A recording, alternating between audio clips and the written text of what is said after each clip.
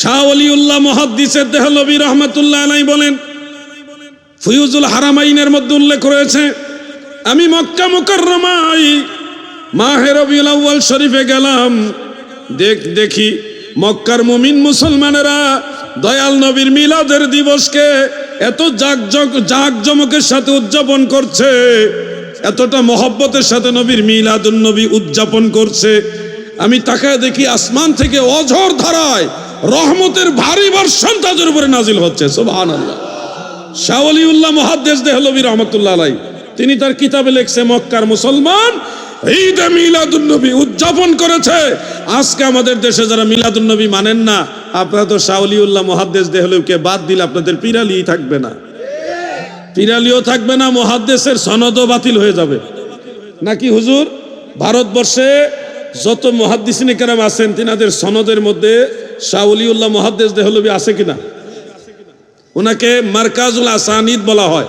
শেখ আব্দুল হক মুহাদ্দিস দেহলভী এবং শাহ ওলিউল্লাহ মুহাদ্দিস দেহলভী দুজনকে মারকাজুল আসানিদ বলা হয়। ওনাদের যত মুহাদ্দিস আছে এবং যত সিলসিলা আছে, তরিকা আছে, ম্যাক্সিমাম সিলসিলার মধ্যে ওনার নাম আছে। আজকে যারা হঠাৎ করে ফতোয়া দিচ্ছেন, শোনেন, দু একটা কথা না বললে নাই হয়। পৃথিবীর সব আল্লাহর ওলিরা মিলাদুন নবীর পক্ষে। গাউসে পাকের দরবারে গিয়ে দেখি রবিউল আউয়াল মাসের 1 তারিখ থেকে 12 তারিখ পর্যন্ত পুরা 12 দিন মিলাদুন নবী উদযাপন করে। আমি নিজের চোখে দেখে আসছি এটা। গাউসে পাকের দরবারে বাগদাদ শহরে পুরা শহরের প্রতিটা ব্রিজে ব্রিজে সবুজ রঙের পতাকা লাগায়। আমাদের মাযহাবের ইমামে আজম আবু হানিফা রাহমাতুল্লাহ আলাইহির মাজারে পুরা রবিউল আউয়াল মাসের 12 দিন বিশাল লাইটিং সবুজ পতাকা লাগাইয়া ইমাম আবু হানিফার দরবারে মিলাদুন নবী উদযাপন হয়। সলিমউদ্দিনের ফুলা কলিমউদ্দিন বাপদাদার নাম নাই সানমুল্লার বিয়ায় এক মিলাদুন নবী বেদাত। খামোশ, লেখাপড়া করতে হবে। সমস্ত ইমামরা যেটা মানে হে মানে না, তুমি না মানার কে? তুমি কে? যাদের মাধ্যমে ইসলাম ধর্ম 1400 বছর পর্যন্ত পেয়েছি তাদেরকে মানতে হবে, ঠিক কিনা বলেন? আল্লাহর হাবিব রাসূল আকরাম সাল্লাল্লাহু আলাইহি ওয়াসাল্লাম আমাদের দয়াল নবীজি এমন একজন নবী যিনি সমস্ত নবীদের চেয়ে মর্যাদায় দারাজাতে সর্বদিকে বড়। নবীজির সমতুল্য অন্য কোনো নবীকে আল্লাহ বানান নাই, কাউকেই বানান নাই।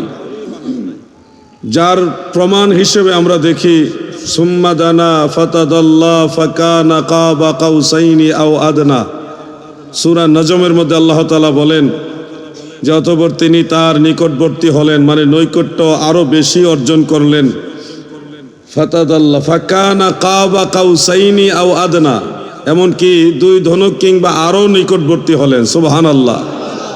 এটা হলো কুরবিয়ত হাসিল করলেন, নৈকট্য হাসিল করলেন। আল্লাহ তাআলার কাছে গেছেন, দূরের থেকে কাছে গেছেন এরকম না, এটা নৈকট্য হাসিল। আকীদার সাথে যেন সাংঘর্ষিক না হয় বিষয়গুলি আমাদের খেয়াল রাখতে হবে। আল্লাহকে দূরে মনে করা যাবে না।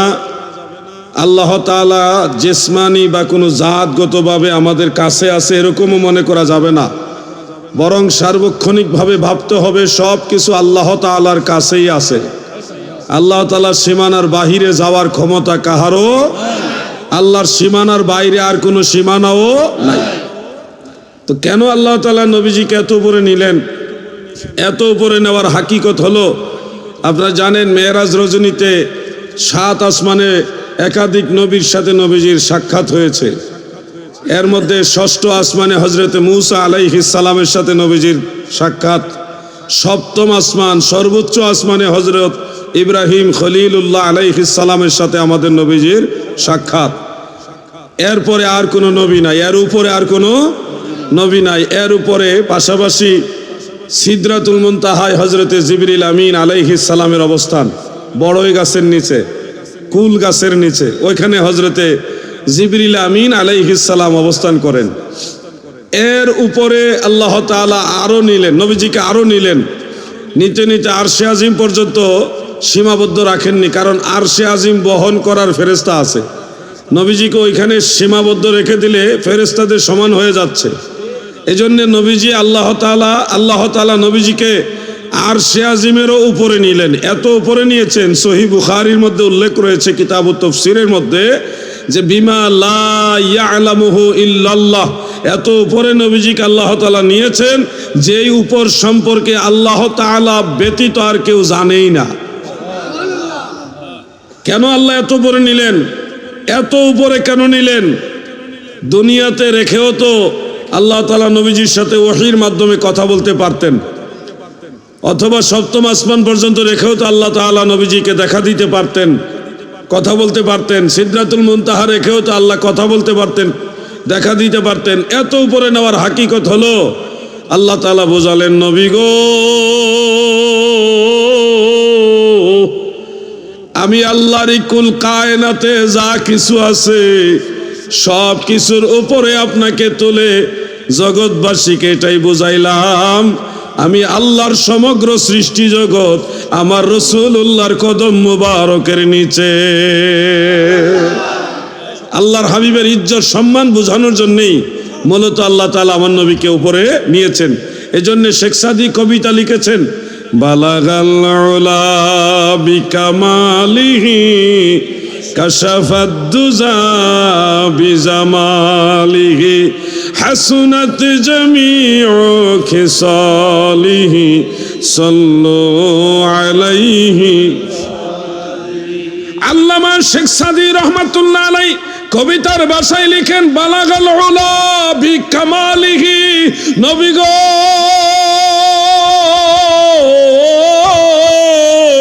আল্লাহর দেওয়া মহাসম্মানে আপনি সম্মানিত। সেই সম্মান দ্বারা, আল্লাহর দেওয়া সেই যোগ্যতা দ্বারা আপনি সর্বোচ্চ সম্মানের জায়গায় পৌঁছে গেছেন। আমার আল্লাহ নিয়ে গেছেন, নবীজি পৌঁছে গেছেন। বালাগাল উলা, উলা মানে সুম্মা দানা ফাতাদাল্লাহ ফাকানা কাবা কাউসাইনি আও আদনা। আমার নবী যখন মেরাজে গেছে গো, ওই আসমান রাজ্যের উপরে যাইয়া হযরতে বেলালের কণ্ঠের আওয়াজ, হযরতে বেলালের পায়ের আওয়াজ শুনে, সিদ্দিক আকবর আবু বকর রাদিয়াল্লাহু আনহুর পায়ের আওয়াজ শুনে, কণ্ঠের আওয়াজ শুনে, এটা হলো নবীজি বুঝাইলো, আমি রাসূলুল্লাহ যেখানে যাব আমার উম্মতকে ছেড়ে যাব না গো, তোমরাও আমি রাসূলের সাথে থাকবা।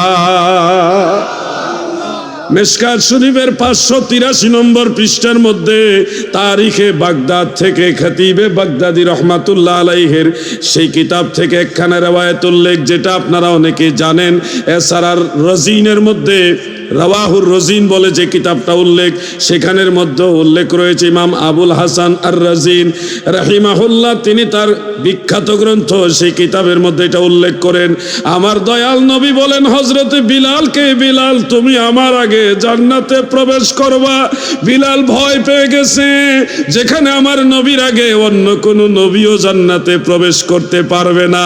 ইন্নাল জান্নাতা হুররিমাত আলাল আম্বিয়া হাত্তা আদখুলাহা, আমি রাসূল জান্নাতে প্রবেশ করার আগে অন্য সব নবীদের জন্য জান্নাতে প্রবেশ করা হারাম। আমার নবীর আগে আর কোন নবী জান্নাতে প্রবেশ করতে পারবে না। সেই জান্নাতে আল্লাহর নবী বলেন, বেলাল তুমি আমার আগে জান্নাতে প্রবেশ করবা। হযরতে বিলাল ভীত সন্ত্রস্ত হয়ে বলে, ইয়া রাসূলুল্লাহ, নবী গো, আমি কিভাবে আপনার আগে জান্নাতে প্রবেশ করব? দয়াল নবীজি বললেন, বিলাল রে, আমি রাসূলুল্লাহ যেই উটের উপরে বসে জান্নাতে প্রবেশ করব, সেই কাসুয়া নামক উটের নাকের রশিটা, লাগামটা তুমি বিলালের হাতে থাকবে। আমি রহমাতুল লিল আলামিন নবীর উটের লাগাম টানতে টানতে তুমি আমার আগে আগে জান্নাতে প্রবেশ করবা। দয়াল নবী তুমি গুণমণি, দয়াল নবী তুমি গুণমণি, এই পাপী লোক তরাইবেন বলে গো নবী, পাক কোরআনেতে শুনি গো নবী। দয়াল নবী তুমি গুণমণি, দয়াল নবী তুমি গুণ। হযরত বেলালের দুইটা আমল ছিল। এক নম্বর আমল ছিল তিনি সর্বাবস্থায় ওযু অবস্থায় থাকার চেষ্টা করতেন। যখনই অজু ভাঙতেন, হাজতের প্রয়োজন হতো, এটা সেরে আবার অজু করে নিতেন। এরপরে দ্বিতীয় আমল ছিল উনি অজু করার পরে তাহিয়াতুল ওযু 2 রাকাত নামাজ আদায় করে নিতেন। এই 2 আমলের কারণে দয়াল নবী তিনাকে এই পুরস্কার দিয়েছেন। ভাই আমার, আমরাও চেষ্টা করবো ইনশাআল্লাহ আমল করার চেষ্টা করবো কিনা। এছাড়া হযরত বিলালের অনেক বড় আত্মত্যাগ রয়েছে। উমাইয়া ইবনে খালফ, সে যখন হযরত বেলালকে উত্তপ্ত বালির, উত্তপ্ত মানে গরম বালির উপরে শুইয়ে দিয়ে বড় পাথর সিনার উপরে চাপ দিয়ে দিয়েছে, আর বলতেছে তুমি মুহাম্মদকে অস্বীকার করো, নবী মুহাম্মদের ধর্ম ত্যাগ করো। কিন্তু হযরত বেলাল বললেন, আহাদ আহাদ আহাদ, আমার আল্লাহ একক, আমার আল্লাহ একক, আমি আখিরি নবীর দাওয়াত থেকে চুল পরিমাণ সরে যাব না। সুবহানাল্লাহ বলে। বাংলাদেশের জমিন আর কতটুকু গরম হয়। সৌদি আরবে যারা প্রবাসী ছিলেন বা উমরা করতে গেছেন, হজে গিয়েছেন, আপনারা তো জানেন সৌদি আরবের মাটিতে খালি পা রাখা যায় না, এত গরম। উত্তপ্ত মরুভূমির বালির মধ্যে ওনাকে শুইয়ে দিতেন। ওইখানে যদি এত গরম হয়, একটা ডিম যদি আপনি ফেলে দেন, সাথে সাথে এটা ভাজা হয়ে যাবে, এত গরম। সৌদি আরবের মরুভূমি, হাঁটা যায় না, এত গরম, খালি পায়ে হাঁটলে সাথে সাথে চামড়া খসে যাবে, এত গরম। সেখানে শুয়ে দিয়ে গরম পাথর, বড় পাথর সিনার উপর দিয়ে দিয়েছে।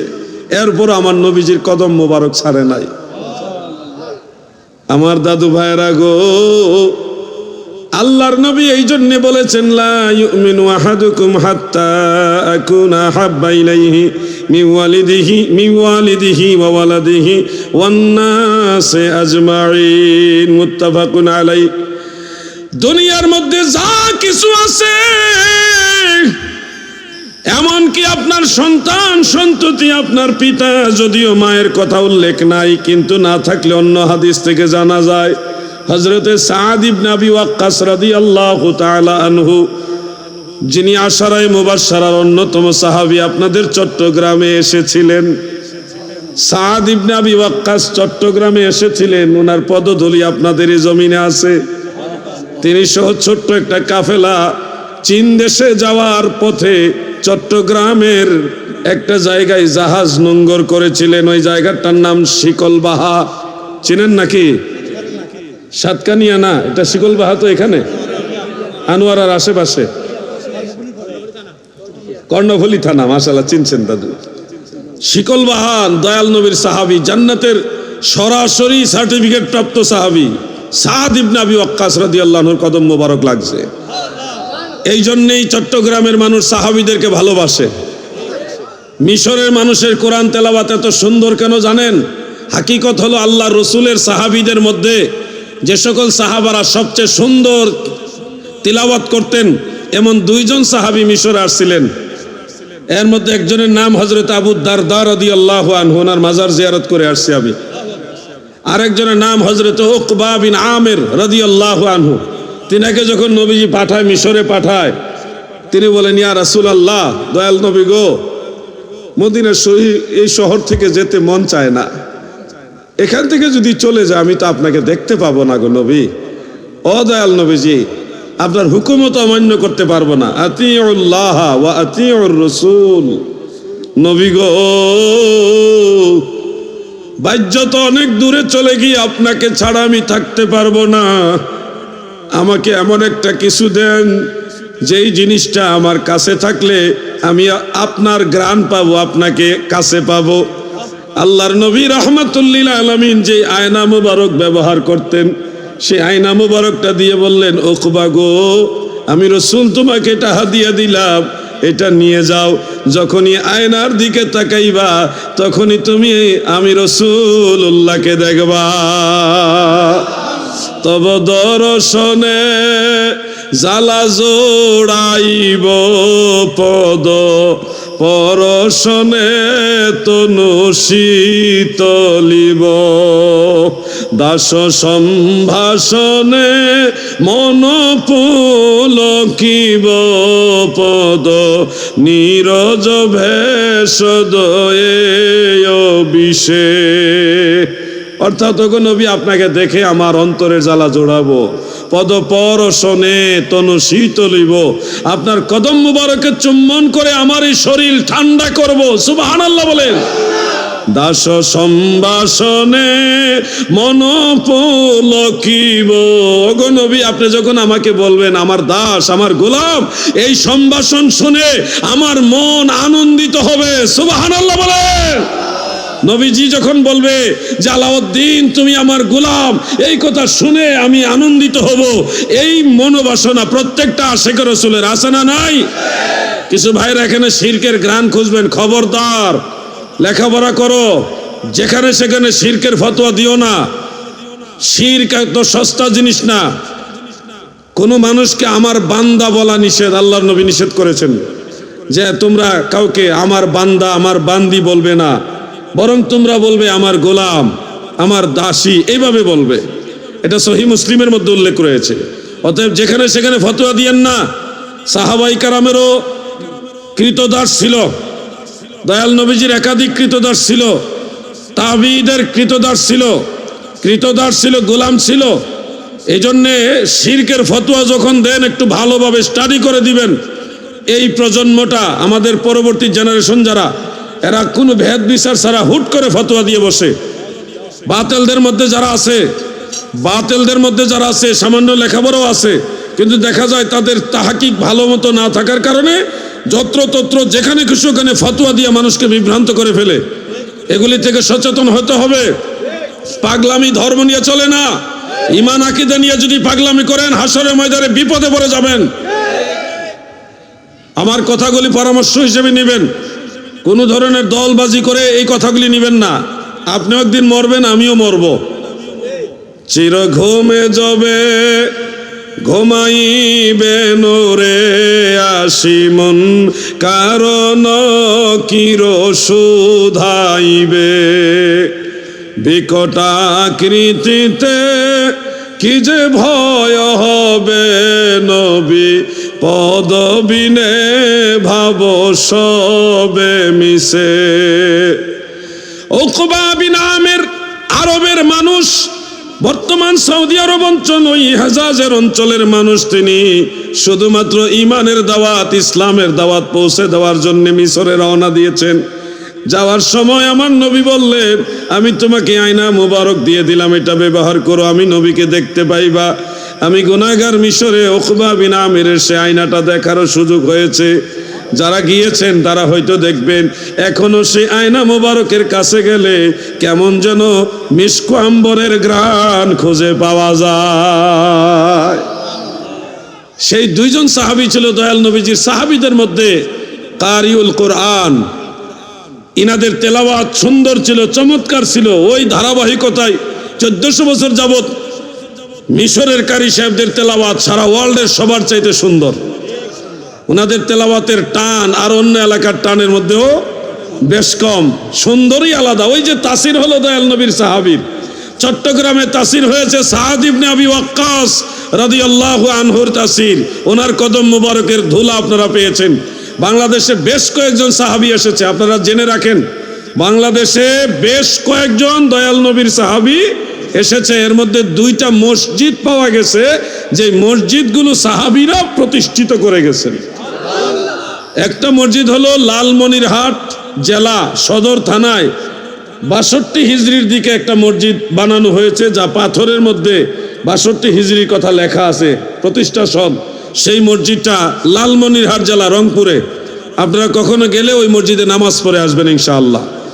আরেকটা মসজিদ পাওয়া গেছে ব্রাহ্মণবাড়িয়া জেলার আখাউড়া থানায় খরমপুর গ্রামে, হজরতে কেল্লা শহীদ রহমাতুল্লাহ আলাই যেখানে শায়িত আছেন, ইনার পাশে একটা মসজিদ আছে প্রাচীন আমলের, ত্রিপুরা সন লেখা।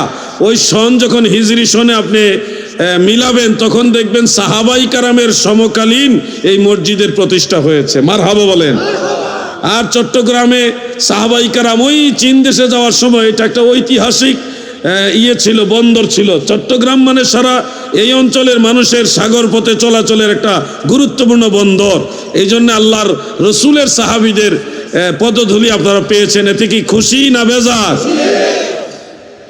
জামিউত তিরমিজির মধ্যে উল্লেখ, হযরতে সাদ ইবনে আবি ওয়াক্কাস রাদিয়াল্লাহু তাআলা আনহু তিনি যখন ইসলাম ধর্ম গ্রহণ করলেন, তেনার গর্ভধারিণী মা সন্তানকে বলতেছে, তুমি কেন বাপদাদার ধর্ম বাদ দিয়া আব্দুল্লাহর পুত্র মুহাম্মদের ধর্ম গ্রহণ করলা? সন্তান, তুমি যদি আব্দুল্লাহর পুত্র মুহাম্মদ সাল্লাল্লাহু আলাইহি ওয়াসাল্লাম তার ধর্ম যদি পরিত্যাগ করো না করো, ওই ধর্ম যদি বাদ না দেও, আমি মা হিসেবে ওয়াদা করছি তোমার রোজগারের কোনো খাবার আমি খাবো না, না খেয়ে আমি মারা যাব। মা একটা ধমক দিলেন, হুমকি দিলেন। হযরতে সাদ ইবনে আবি ওয়াক্কাস বললেন, মা গো মা, ও আমার মা জননী গো, আপনি এই কাজ করবেন না, আপনি নিয়মিত খাওয়া দাওয়া করুন, আপনার বয়স হয়েছে, আপনি এরকম করবেন না। আমি আপনার সেবা করতে চাই, যদিও আপনি আমার নবীর ধর্ম নেন নাই, তারপরেও আমি আপনার সেবা করতে চাই। তারপরে ওই মা এমন কঠিন ছিলেন, আমাদের নবীজিকে উনি মানতে পারতেন না, গ্রহণ করে নিতে পারতেন না। একটা না 2 দিন না খেয়ে রয়েছে, মা জননী 2 দিন না খেয়ে আছে। এদিকে বারবার বলতেছে, তুমি আব্দুল্লাহর ছেলে মুহাম্মদ মুস্তাফা সাল্লাল্লাহু আলাইহি ওয়াসাল্লামের ধর্ম ছাড়ো, অন্যথায় আমি না খেয়ে মরে যাব, তোমার রোজগার আমি খাবো না। হযরতে সাদ ইবনে আবি ওয়াক্কাস রাদিয়াল্লাহু আনহু 2 দিন পরে মা জননীকে বললেন, মা, আপনি যদি এই দুনিয়ায় আরো বহুবার আসেন, আল্লাহ যদি ওরকমও করে দেয়, যদিও করে দিবে না, তিনি বললেন, আপনি যদি এই দুনিয়ায় বহুবার আসেন, বহুবার না খেয়ে থাকেন, তারপরও আমি রাহমাতুল লিল আলামিন নবীর কদম মোবারক ছাড়ব না। এটাকে বলা হয়েছে মায়ের প্রয়োজনে নবীকে মানতে গিয়ে, নবীকে ভালোবাসতে গিয়ে মার কথাও অমান্য করা যাবে। কিন্তু বুখারী মুসলিমের হাদিসে মায়ের কথাটা উল্লেখ নাই। লা ইউমিনু হাত্তা আকুনা হাব্বা ইলাইহি মিন ওয়ালিদিহি ওয়া ওয়ালাদিহি। পিতার কথা আছে, সন্তানের কথা আছে, মায়ের কথা নাই। কিন্তু মায়ের কথাটা হযরত সাদ ইবনে আবি ওয়াক্কাসের ওই ঘটনা থেকে আমরা পাই।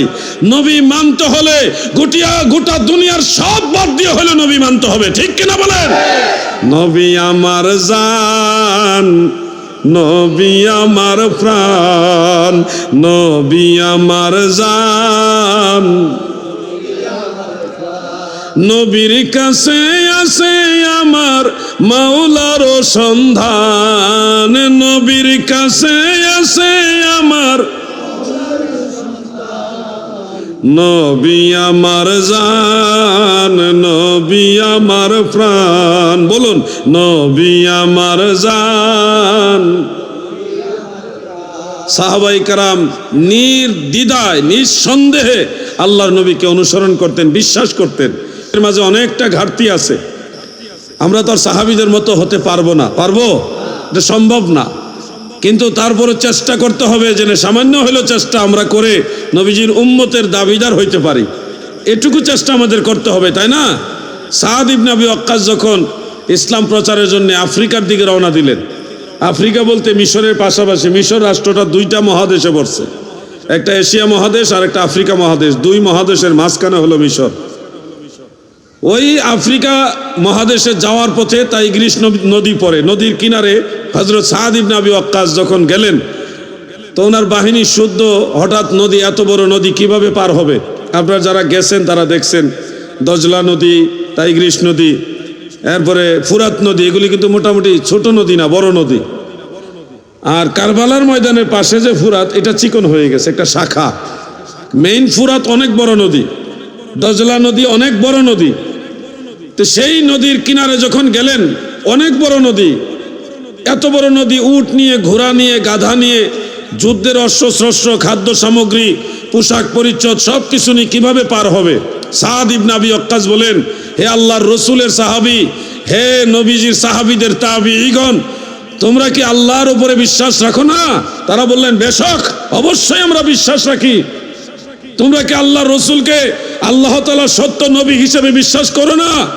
সবাই বললেন, বেলা শাক, কোনো সন্দেহ ছাড়া আমরা বিশ্বাস করি। তখন তিনি বললেন, তাহলে আমাকে তোমরা অনুসরণ করো, সামনের দিকে আমরা এগিয়ে যাই।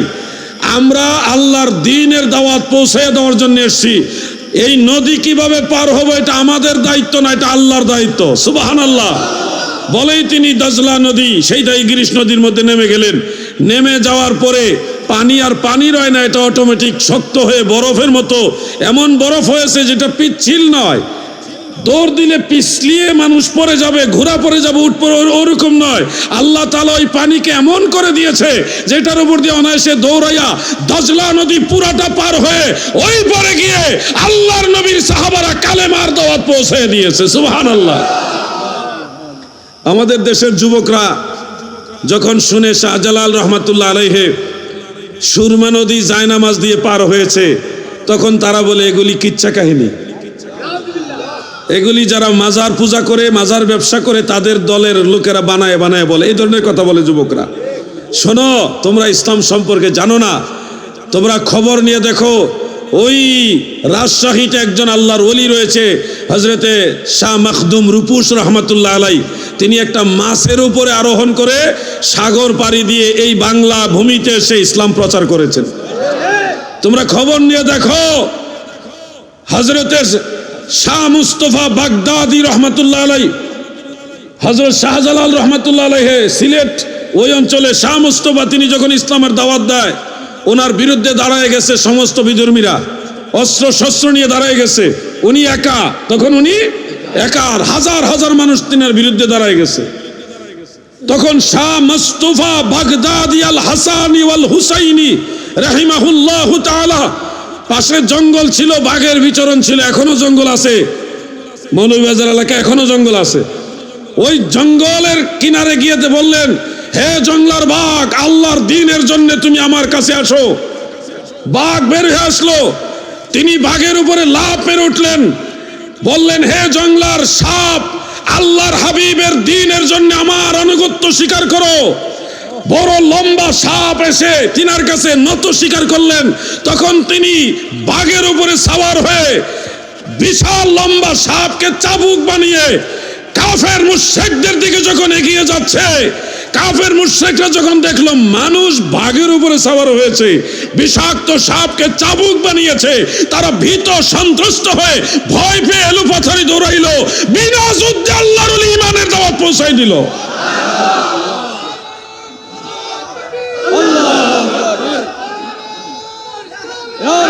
আমি এগুলি বানায় বলছি না, যুব সমাজ শোনো, তোমরা যদি কখনো যাও মৌলভীবাজার জেলায় শহরেই বেরির পার নামক একটা জায়গা আছে, বেরির পার, ওই এলাকার আরেকটা নাম আছে দরগা মহল্লা, দরগা মহল্লা। ওখানে গেলে যে কোনো মানুষকে জিজ্ঞাসা, ওয়াহাবিদেরকেও জিজ্ঞাসা করেন, তারাও জানে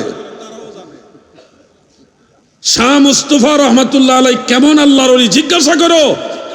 আজকে তোমাদের মনে হচ্ছে এটা অসম্ভব, এটা অবৈজ্ঞানিক, এটা অকৃত্রিম, এগুলি মানা যাবে না, কিচ্ছা কাহিনী।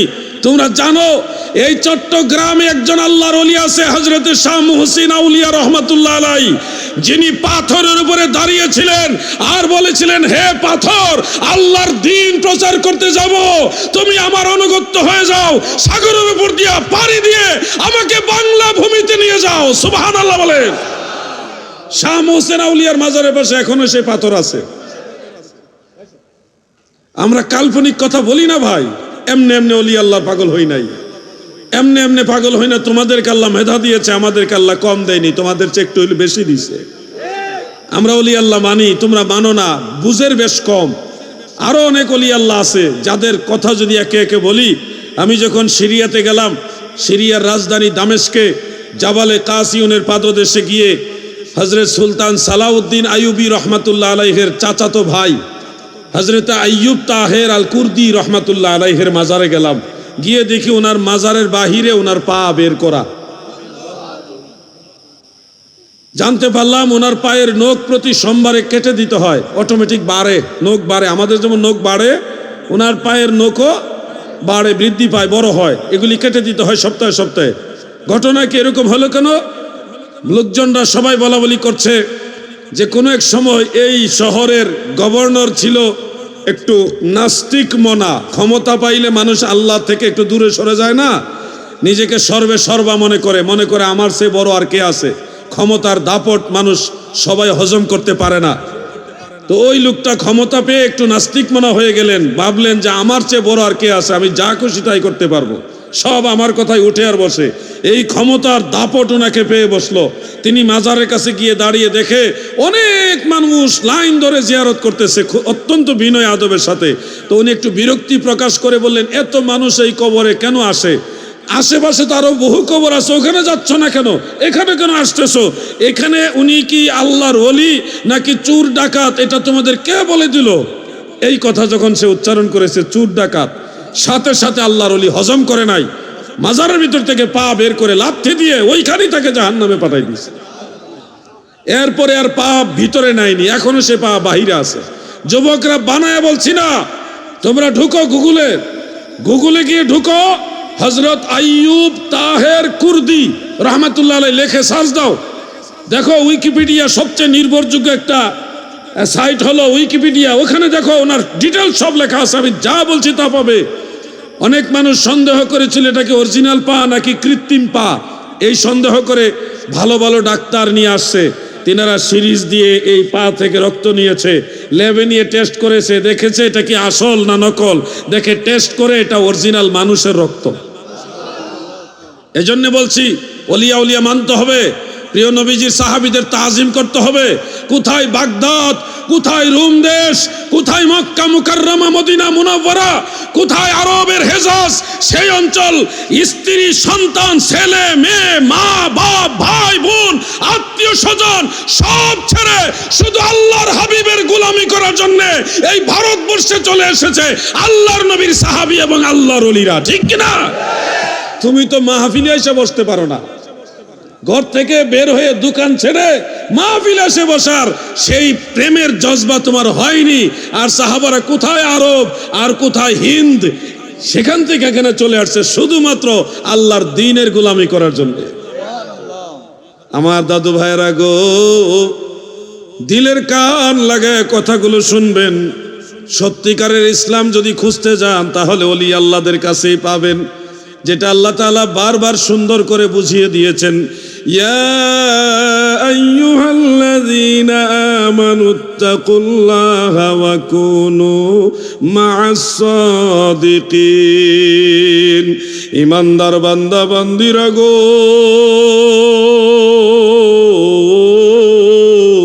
তোমরা আল্লাহকে ভয় করো এবং সত্যবাদী বান্দাদের অন্তর্ভুক্ত হয়ে যাও।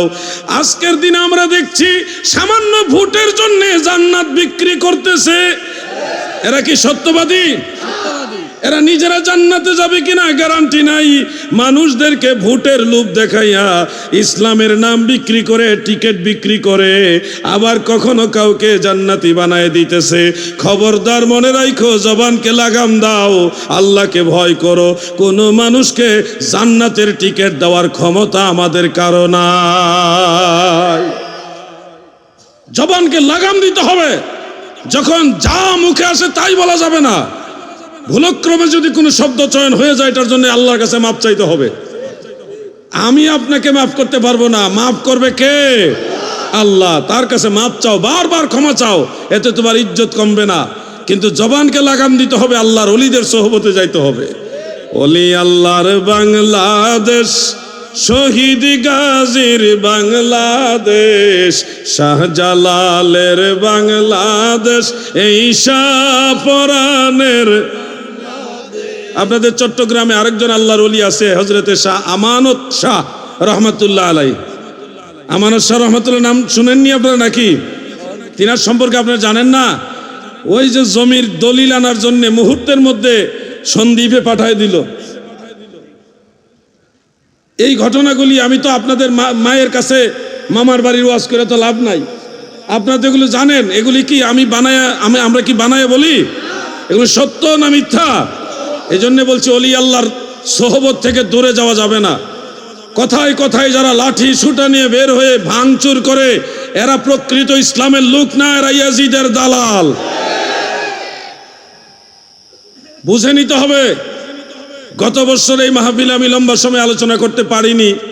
তার হাকিকত ছিল মুর্শিদপুর দরবারের ভাঙ্গার প্রতিবাদে আমরা সুন্নি জামাতের পক্ষ থেকে লং মার্চ ঘোষণা করা হয়েছিল, 3-4টা স্পট ঘোষণা দেওয়া হয়েছিল।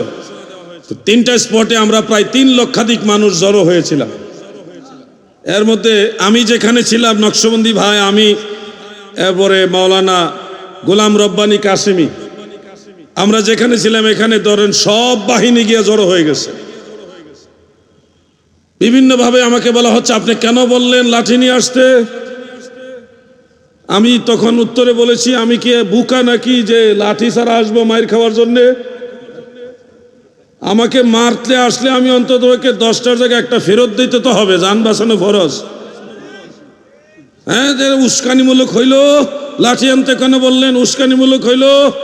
আমার দরবার ভেঙে ফেললো, আমার বাড়িঘর সব ভেঙে ফেললো, লাঠি সুটা নিয়ে অস্ত্র শস্ত্র নিয়ে এসে তখন আপনি উস্কানি দেখলেন না।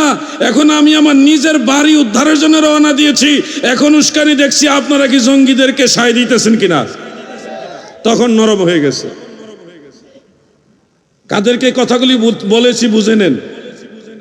সেখানে দাঁড়িয়েছি, আলহামদুলিল্লাহ বাংলাদেশ সেনাবাহিনী আমাদের সহযোগিতা করেছে।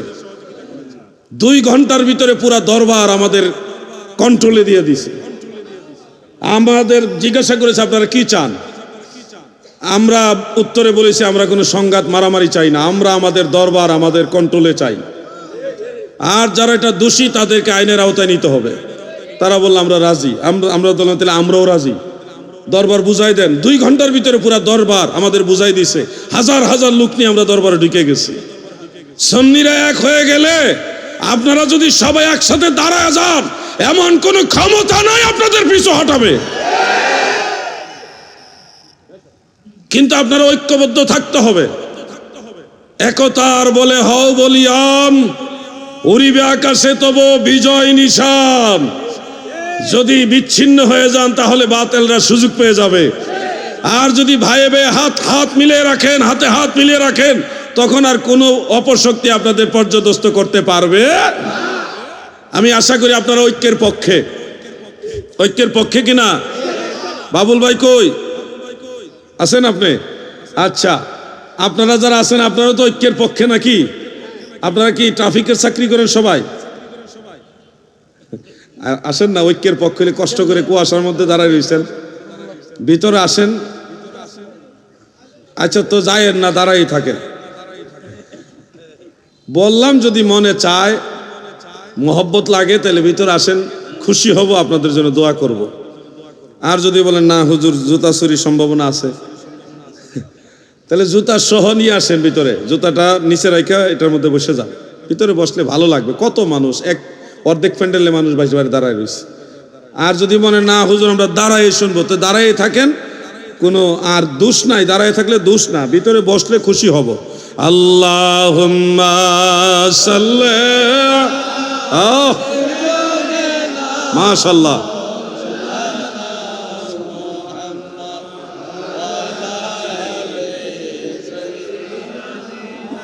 মাওলানা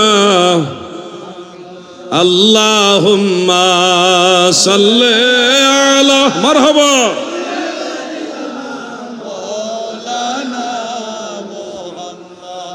ওয়া আলা আলি সাইয়্যিদিনা। তোমাকে পাইল যারা অনবিধন্য, তাদের জীবনে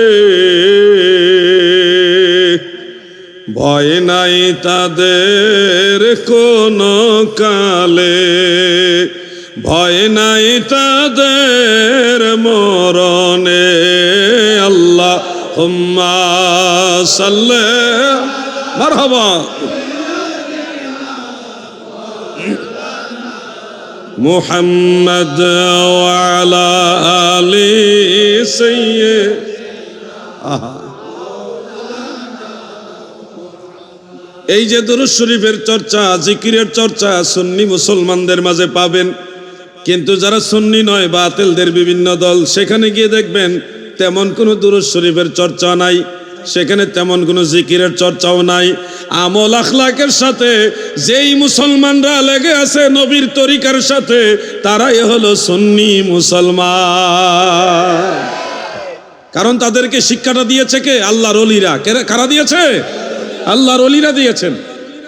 ওলি আল্লাহদের দরবারের সাথে যারা লিপ্ত থাকে, সম্পৃক্ত থাকে, তারা দেখবেন বিনয় হয়, আদবী হয়, একটু মানুষের প্রতি মেহেরবান হয়, রহমশীল হয়, হুট করে মানুষের উপর আঘাত করে না। কারণ এই মাহফিলে না, শুধু যত সুন্নি মাহফিল আছে, একান্তই যদি অর্থনৈতিক সমস্যা না থাকে, প্রত্যেকটা মাহফিলে তারা তাবরকের ব্যবস্থা করে। যেই মানুষগুলি মানুষকে খাবার খাওয়ায়, এই মানুষ খুব সহজে মানুষের মাথায় বাড়ি দিতে পারে না। আজকের এই মাহফিলে সকালবেলায় 8 থেকে 10 জন ডাক্তার এখানে উপস্থিত হয়ে ফ্রি চিকিৎসা দিয়েছে, মানুষের সেবা করেছে, কোনো টাকা নেয় নাই, নিছে নাকি? বিনা পয়সায় মানুষকে চিকিৎসা সেবা ফ্রি দিয়েছে। এটা মানব সেবাটা গতকালও দিয়েছে, আজকেও দিয়েছে। আমাকে জসিম ভাই বললেন, নার্সারির জসিম ভাই বললেন, হুজুর এই মাহফিলের জন্য আমার একটা আলাদা দরদ। কারণ বহু বছর আগে আমি রাত্রেবেলায় ওই দূরে দাঁড়ায়া হঠাৎ করে দেখেন, এটা ওনার একটা প্রেমের অবস্থান, যে আমি দেখি মাহফিলের বরাবর উপরে লম্বা করে একটা আলো আসমানের সাথে মিশে আছে। এই দৃশ্যটা দেখার পরে আমি সিদ্ধান্ত নিয়েছি, আমি যতদিন বাঁচবো এই মাহফিলের সাথে সম্পর্ক রেখে বাঁচবো ইনশাআল্লাহ। অনেক সময় এরকম হয়, অনেকের হাল হয় এরকম, যে হালে নূর দেখা যায়। শাহ ওলিউল্লাহ মুহাদ্দিসের দেহলভী রহমাতুল্লাহ আলাইহি বলেন, ফুয়ুজুল হারামাইনের মধ্যে উল্লেখ রয়েছে, আমি মক্কা মুকাররমায় মাহে রবিউল আউয়াল শরীফে গেলাম, দেখি মক্কার মুমিন মুসলমানেরা দয়াল নবীর মিলাদের দিবসকে এত জাঁকজমকের সাথে উদযাপন করছে, এতটা মহব্বতের সাথে নবীর মিলাদুন নবী উদযাপন করছে। আমি তাকায় দেখি আসমান থেকে অঝর ধারায় রহমতের ভারী বর্ষণ তাদের উপরে নাজিল হচ্ছে। সুবহানাল্লাহ। শাহ ওলিউল্লাহ মুহাদ্দিস দেহলভী রহমাতুল্লাহ আলাইহি তিনি তার কিতাবে লিখছে, মক্কার মুসলমান ঈদে মিলাদুন নবী উদযাপন করেছে। আজকে আমাদের দেশে যারা মিলাদুন নবী মানেন না, আপনারা তো শাহ ওলিউল্লাহ মুহাদ্দিস দেহলভীকে বাদ দিলে আপনাদের পিরালিই থাকবে না, পিরালিও থাকবে না, মুহাদ্দিসের সনদও বাতিল হয়ে যাবে নাকি হুজুর? ভারতবর্ষে যত মুহাদ্দিসিনে কেরাম আছেন, তিনাদের সনদের মধ্যে শাহ ওলিউল্লাহ মুহাদ্দিস দেহলভী আছে কিনা? ওনাকে মারকাজুল আসানিদ বলা হয়। শেখ আব্দুল হক মুহাদ্দিস দেহলভী এবং শাহ ওলিউল্লাহ মুহাদ্দিস দেহলভী দুজনকে মারকাজুল আসানিদ বলা হয়। ওনাদের যত মুহাদ্দিস আছে এবং যত সিলসিলা আছে, তরিকা আছে, ম্যাক্সিমাম সিলসিলার মধ্যে ওনার নাম আছে। আজকে যারা হঠাৎ করে ফতোয়া দিচ্ছেন, শোনেন, দুই একটা কথা না বললে নাই হয়। পৃথিবীর সব আল্লাহর ওলিরা মিলাদুন নবীর পক্ষে। গাউসে পাকের দরবারে গিয়ে দেখি রবিউল আউয়াল মাসের 1 তারিখ থেকে 12 তারিখ পর্যন্ত পুরা 12 দিন মিলাদুন নবী উদযাপন করে। আমি নিজের চোখে দেখে আসছি এটা। গাউসে পাকের দরবারে বাগদাদ শহরে পুরা শহরের প্রতিটা ব্রিজে ব্রিজে সবুজ রঙের পতাকা লাগায়। আমাদের মাযহাবের ইমামে আজম আবু হানিফা রাহমাতুল্লাহ আলাইহির মাজারে পুরা রবিউল আউয়াল মাসের 12 দিন বিশাল লাইটিং সবুজ পতাকা লাগাইয়া ইমাম আবু হানিফার দরবারে মিলাদুন নবী উদযাপন হয়। সলিমউদ্দিনের ফুলা কলিমউদ্দিন বাপদাদার নাম নাই, সানমুল্লার বিয়ায় এক মিলাদুন নবী বেদাত। খামোশ, লেখাপড়া করতে হবে। সমস্ত ইমামরা যেটা মানে হে মানে না, তুমি না মানার কে? তুমি কে? যাদের মাধ্যমে ইসলাম ধর্ম 1400 বছর পর্যন্ত পেয়েছি, তাদেরকে মানতে হবে। ঠিক কিনা বলেন? আল্লাহ তাআলা কি বলেছেন কুরআনুল কারীমে, ওয়াত্তাবি সাবিলা মান আনাবা ইলাইয়া। আল্লাহ আমাদের ডিরেকশন দিয়েছেন, ওই রাস্তা অনুসরণ করো। ওয়াত্তাবি, অনুসরণ করো, সাবিলা, সাবিলুন মানে রাস্তা, তরিকা, ওই তরিকা অনুসরণ করো। কার তরিকা? মান আনাবা ইলাইয়া, যারা আমি আল্লাহর দিকে সন্তুষ্ট চিত্তে চলে আসছে, তাদের রাস্তা অনুসরণ করো। তাহলে যুগের বড় বড় ইমামরা যেহেতু মিলাদুন নবীর পক্ষে, আমরা পক্ষে থাকবো না বিপক্ষে থাকবো? ওলি আল্লাহর বাংলাদেশ এই শহীদ গাজীর, বলুন শাহজালালের বাংলাদেশ, শাহপরানের রহম করুন আল্লাহ, রহম করুন আল্লাহ। আপনার পথে শহীদ যারা, আপনার পথে শহীদ যারা, আমরা তাদের বংশধর, রহম করুন আল্লাহ, রহম বলুন। ওলি আল্লাহর বাংলাদেশ, এই শহীদ গাজীর আমানত শাহের বাংলাদেশ, খাজা খান জাহানের বাংলাদেশ, রহম করুন আল্লাহ, রহম। আমার যুবক ভাইয়েরা গো, প্রকৃত ইসলাম কোন দিকে সেটা আপনাকে বুঝতে হবে। প্রকৃত ইসলামের যে আদর্শ, এটা আল্লাহর ওলিদের দলে। ওলি আল্লাহর আপনার কাছে ক্ষমতা চায় না, কোনোদিন বলবে না কোনো আল্লাহর ওলি যে আমাকে তোমরা ভোট দিলে তোমরা জান্নাতের টিকিট পাইবা, এটা কোনোদিন বলবে না। ওলি আল্লাহরা ক্ষমতা লোভী হয় না, হয় নাকি ভাই? যুগের চাহিদায় এই বর্তমান প্রেক্ষাপটে একটা অবস্থান দাঁড়াইছে যে এখন যদি তাসাউফপন্থীরা দায়িত্ব না নেয় তাহলে পরবর্তীতে ইলমে তাসাউফের কথা বলাই যাবে না, এমন অবস্থা তৈরি হচ্ছে এখন।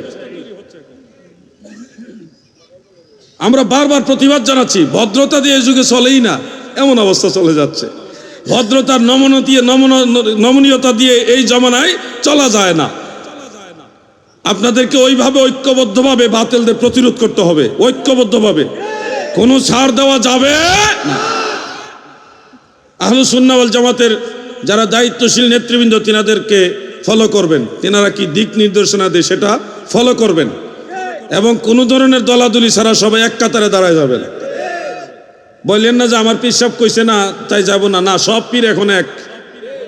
এখন যেই পীর কইবে আমি এক না, এটা ভেজাল পীর। ঠিক আছে না ভাই? আমরা সব পীর মাশায়েখরা এখন এক, ঠিক কিনা বলেন? আরো জবান খুলে বলেন ঠিক কিনা?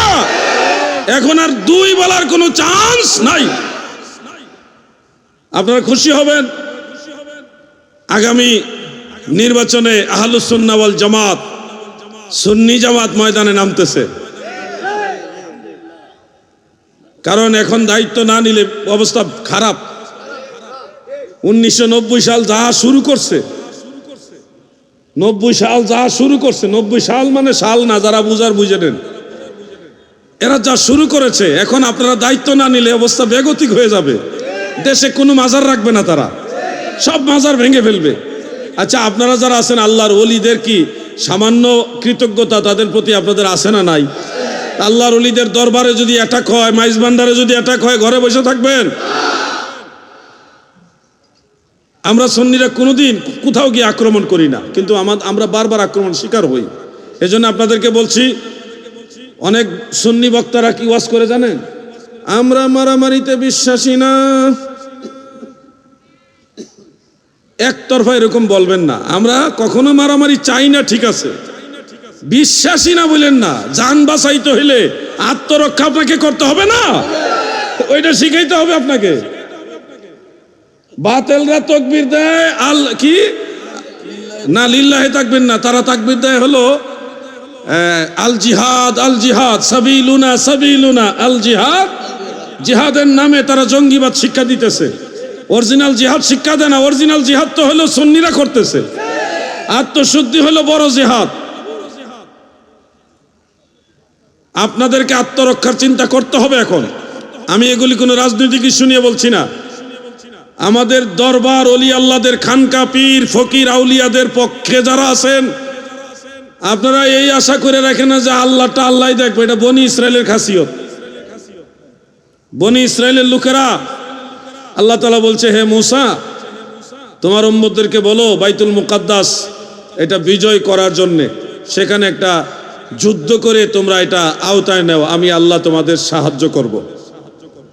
মুসা আলাইহিস সালাম বনি ইসরায়েলদেরকে জমাইছে, জমায় বলতেছে আল্লাহ তাআলা আদেশ দিছে আমরা যেন জিহাদ করি, জিহাদ করে মসজিদুল আকসা, ফিলিস্তিনের মসজিদুল আকসা যেন আমাদের কন্ট্রোলে নিয়ে আসি।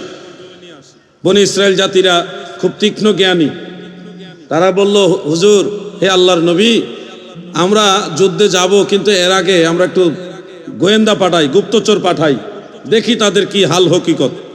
সর্বসম্মতিক্রমে গুপ্তচর পাঠালেন। পাঠাইয়া দেখে ওই দেশে আমালিকা নামক একটা জাতি আছে। ওই জাতি, ওই মানুষগুলি এত বড় সাইজের, যাদের হাঁটুর কাছে পড়ে থাকে বনি ইসরায়েলরা। এত লম্বা লম্বা মানুষ, এত বড় বড় মানুষ দেখে এই গুপ্তচররা ফেরত এসে বলে, হে আল্লাহর নবী মুসা, আমরা মিশরে ছিলাম, ভালোই ছিলাম, আপনি আমাদেরকে এখানে আনছেন, ঠিক আছে, আপনি কইছেন আল্লাহ তাআলা নদীর পানি, সাগরের পানি ভাগ করে দিছে, নদী পার হইলাম, পরে আল্লাহ পানির নহর দিছে, তাও ঠিক আছে, মান্না সালাওয়া খাবার দিছে, তাও ঠিক আছে। এখন যেই জাতির সাথে যুদ্ধ করতে আল্লাহ তাআলা বলছে এরা এই এত বড়, তাদের পায়ের হাঁটুর সমান, আমরা এদের সাথে যুদ্ধ করা আমাদের দ্বারা সম্ভব না, আপনি আল্লাহকে বলেন আল্লাহ যেন তাদেরকে যুদ্ধ কইরা পরাস্ত করে আমরা ওখানে গিয়ে বসবাস করব। কত আরামের জাতি তারা। আমি কেন বলতেছি কথাগুলো বুঝতেছেন না আপনারা? যেহেতু আল্লাহর ওলি, উনি ইসলামের দাওয়াত নিয়ে আসছে, ওনারা কারামত দেখ, আল্লাহ আসমানের গজব দিয়া ওহাবিদের বাতিলদের ধ্বংস করে দেখ, এরপরে আমরাও মাজারে যাই আসেননি খামুনে নাকি? বিষয়টা কিন্তু ওরকম মিলে যাচ্ছে। তারা বলল, বনি ইসরায়েলিরা বলল, হে আল্লাহর নবী, আপনি এবং আপনার রব আল্লাহ তাআলা, আপনারা দুইজনে যুদ্ধ করেন, যুদ্ধ কইরা এদেরকে পরাস্ত করেন, এরপরে আমরা সবাই ওই এলাকায় যাইয়া বসবাস করব ইনশাআল্লাহ। কি সুবিধাবাদী চিন্তা করছে। আল্লাহ তাআলা নারাজ হইলেন এবং তাদেরকে সাজা দিলেন। বনি ইসরায়েলকে 40 বছরের সাজা দিছে। কত বছরের? 40 বছরের সাজা, জেল দিছে। ওই জেলখানা দেখে আসছি আমি। এটা জর্ডান এবং ফিলিস্তিনের মাঝামাঝি একটা এরিয়া। ওই এরিয়ার চতুর্দিকে এত বড় বড় পাহাড়, যে পাহাড় টপকায়া অন্যদিকে যাওয়ার কোনো সুযোগ নাই। এত বড় বড় পাহাড়, কোনো মতে এগুলি আর পার হয়ে যাওয়ার কোনো কায়দা নাই। এই এরিয়ার ভিতরে আল্লাহ তাআলা বনি ইসরায়েলদেরকে আটকায় দিলেন। তারা সারাদিন সারা রাত হাঁটে, বের হওয়ার রাস্তা খুঁজে, খুঁজতে খুঁজতে ওই দেখে যেখান থেকে রওনা দিছে ঘুরে ওইখানে আবার আসে। এইভাবে ঘুরতে ঘুরতে 40 বছর হয়ে গেল। হযরত মুসা আলাইহিস সালাম পর্দা নিয়ে নিলেন। তখন মুসা আলাইহিস সালামের খলিফা হলেন হযরত ইউশা বিন নুন আলাইহিস সালাম। একটা প্রজন্ম ইন্তেকাল হয়ে গেল, বনি ইসরায়েলের একটা প্রজন্ম সবাই মারা গেল। নতুন প্রজন্ম আসছে এবং নতুন খলিফা হযরত ইউশা বিন নুন, উনি আল্লাহর নবী ছিলেন। ওনার মাজার হলো জর্ডানে, অনেক লম্বা মাজার। ওরে আল্লাহ, এত লম্বা মানুষ, তাও আমালিকা জাতির হাঁটুর সমান। তাহলে তারা কত বড়। এই ইউশা বিন নুন আলাইহিস সালাম যুব সমাজকে বুঝাইলেন, দেখো আমাদের পূর্বপুরুষ যারা, আমাদের পিতা, আমাদের বাপ চাচা যারা, তারা সবাই কিন্তু ধ্বংস হয়ে গেছে আল্লাহর আদেশ না মানার কারণে। যদি আল্লাহর অবাধ্য হও তাহলে এইভাবে ধ্বংস হইতে থাকবে, এই জেল থেকে বের হইতে পারবা না। জেলের ভিতরে খাবারের ব্যবস্থা ছিল, পানির ব্যবস্থা ছিল, ওই মান্না সালোয়া খাওয়াইছে জেলের ভিতরে, কিন্তু পানির নহর সব ছিল। ওই জেলখানায় গেলে কয়েদিদেরকে যে খাবার দেওয়া লাগে, সিস্টেম চালু হয়েছে ওইখান থেকে। আল্লাহ তাআলা শিখাই দিয়েছে জেলে গেলে খাওয়ান দেওয়া লাগবে। এইখান থেকে ইউশা বিন নুন সবাই রাজি করালো, যুব সমাজ সবাই রাজি। তারা কি করলো, যে ঠিক আছে আপনি আমাদেরকে নিয়ে যান, আমরা যুদ্ধ করব। তবে আল্লাহ তাআলাকে জিজ্ঞাসা করেন আমরা কিভাবে যুদ্ধ করব, কৌশল যেন আল্লাহ শিখাই দেন। কারণ তারা তো আমাদের দৈহিক আকৃতির চেয়ে অনেক বড়। আমরা কিভাবে যুদ্ধ করব যেন কৌশলটা আল্লাহ তাআলা শিখাই দেন। ইউশা বিন নুন আলাইহিস সালাম আল্লাহ তাআলাকে জিজ্ঞাসা করলেন। আমার আল্লাহ বলেন, তোমরা যাও, তরবারি নিয়ে যাও, তরবারি নিয়ে তাদের পায়ের গোড়ালির কাছে আঘাত করবা। কোথায়? পায়ের গোড়ালির কাছে আঘাত করবা, দেখবা তারা পড়ে যাবে। এরপর তোমরা তাদের ঘাড়ে আঘাত করবা, আমি আল্লাহ তোমাদের সাহায্য করব। মহান আল্লাহ তাআলার শিক্ষা দেওয়া কৌশল নিয়ে নবিউল্লাহ হযরত ইউশা বিন নুন আলাইহিস সালাম যুবকদেরকে নিয়ে যুদ্ধ করতেছে। এত বড় মানুষ, বিশাল বড় বড় মানুষ, সুযোগ করে তরবারি দিয়ে পায়ে আঘাত করছে, করলেই লোকরা পড়ে যাচ্ছে, আবার ঘাড়ে আঘাত করছে। এইভাবে যুদ্ধ চলতেছে, যুদ্ধ চলতেছে। ওই দিন ছিল শুক্রবার, কি বার? শুক্রবার, জুমাবার ছিল। সূর্য অস্ত হয়ে গেলে হয়ে যাবে শনিবার। শনিবারে যুদ্ধ নিষেধ, শনিবারে যুদ্ধ নিষেধ। এই আইন যদিও মুসলমানরা মানবে, কিন্তু ওই আমালিকা জাতি তো আইন মানবে না, সূর্য অস্ত হয়ে গেলে মুসলমানরা আর যুদ্ধ করতে পারবে না, আল্লাহর নিষেধ। কিন্তু আমালিকা জাতি এই সুযোগ নিয়ে মুসলমানদের আবার ধ্বংস করে দিবে। এই জন্যে নবিউল্লাহ ইউসা বিন নুন আলাইহিস সালাম দোয়া করলেন, আল্লাহ, ও আল্লাহ, এখন কি করব? আল্লাহ তাআলা বলে, তুমি দোয়া করো, সূর্যকে বলো তোমার জন্য দাঁড়াইতে। তখন ইউসা বিন নুন সূর্যকে লক্ষ্য করে বলেছিলেন, হে সূর্য, তুমি যার আদেশে চলো, আমি তার আদেশে এখানে আসছি। তুমি আল্লাহর দ্বীন কায়েমের জন্য এখানে থেমে থাকো, যতক্ষণ না আমি যুদ্ধে বিজয় না হই। দুইজন ব্যক্তির জন্য সূর্য স্থির হয়েছিল, নড়াচড়া করে নাই। দুইজন ব্যক্তির জন্য সূর্য স্থির হয়েছিল, নড়াচড়া করে নাই। একজন হলো নবিউল্লাহ হযরতে ইউসা বিন নুন আলাইহিস সালাম, আরেকজন হলো মুহাম্মদুর রাসূলুল্লাহ সাল্লাল্লাহু আলাইহি ওয়াসাল্লাম। ওই সূর্য ওইখানে দাঁড়ায় আছে, কারণ ডুবে গেলে জুমাবার শেষ, শনিবার শুরু হয়ে যাবে, যুদ্ধ নিষিদ্ধ হবে। সূর্যকে কইছে খাড়ায় থাকবি, লড়বি না, এক জায়গায় দাঁড়ায় থাকবে আল্লাহর আদেশে। দাঁড়ায় রয়েছে, যুদ্ধ করতে করতে যুদ্ধ শেষ। ইউসা বিন নুন সূর্যকে বলছে, হে আল্লাহর সৃষ্টি সূর্য, তুমি এবার অস্তমিত হও, আমাদের কাজ কমপ্লিট হয়েছে। এরপরে সূর্য অস্ত গিয়েছে। সুবহানাল্লাহ।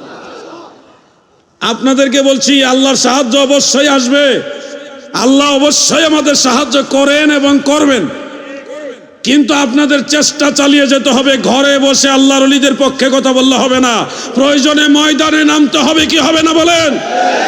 আল্লামা জাইনুল আবেদিন জুবায়ের সাহেব হুজুর যদি ডাক দেন, আল্লামা কাজী মাইনুদ্দিন আশরাফি হুজুর যদি ডাক দেন, সুন্নিয়তের স্বার্থে আমরা ময়দানে নামতে রাজি আছি না নাই?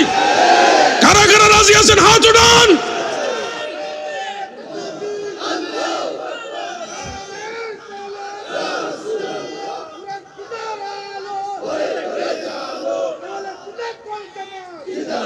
তাকবীর এই নমুনা হইলে চলবে না, তাকবীরের জজবা আরো বাড়াইতে হবে। আমি তাকবীর দেই, আপনারা আমার সাথে সবাই শেয়ার করেন, নারায়ে তাকবীর, আল্লাহু আকবার। এই ভাই তো আসতে দিছে,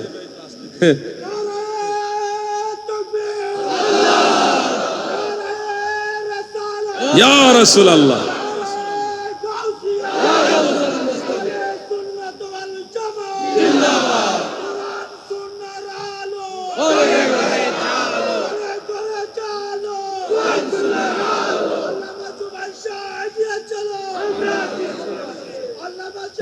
শোনো, আমার নাম লাগবে না, ওই নাম ঠিক আছে, আমারটা বলার দরকার নাই।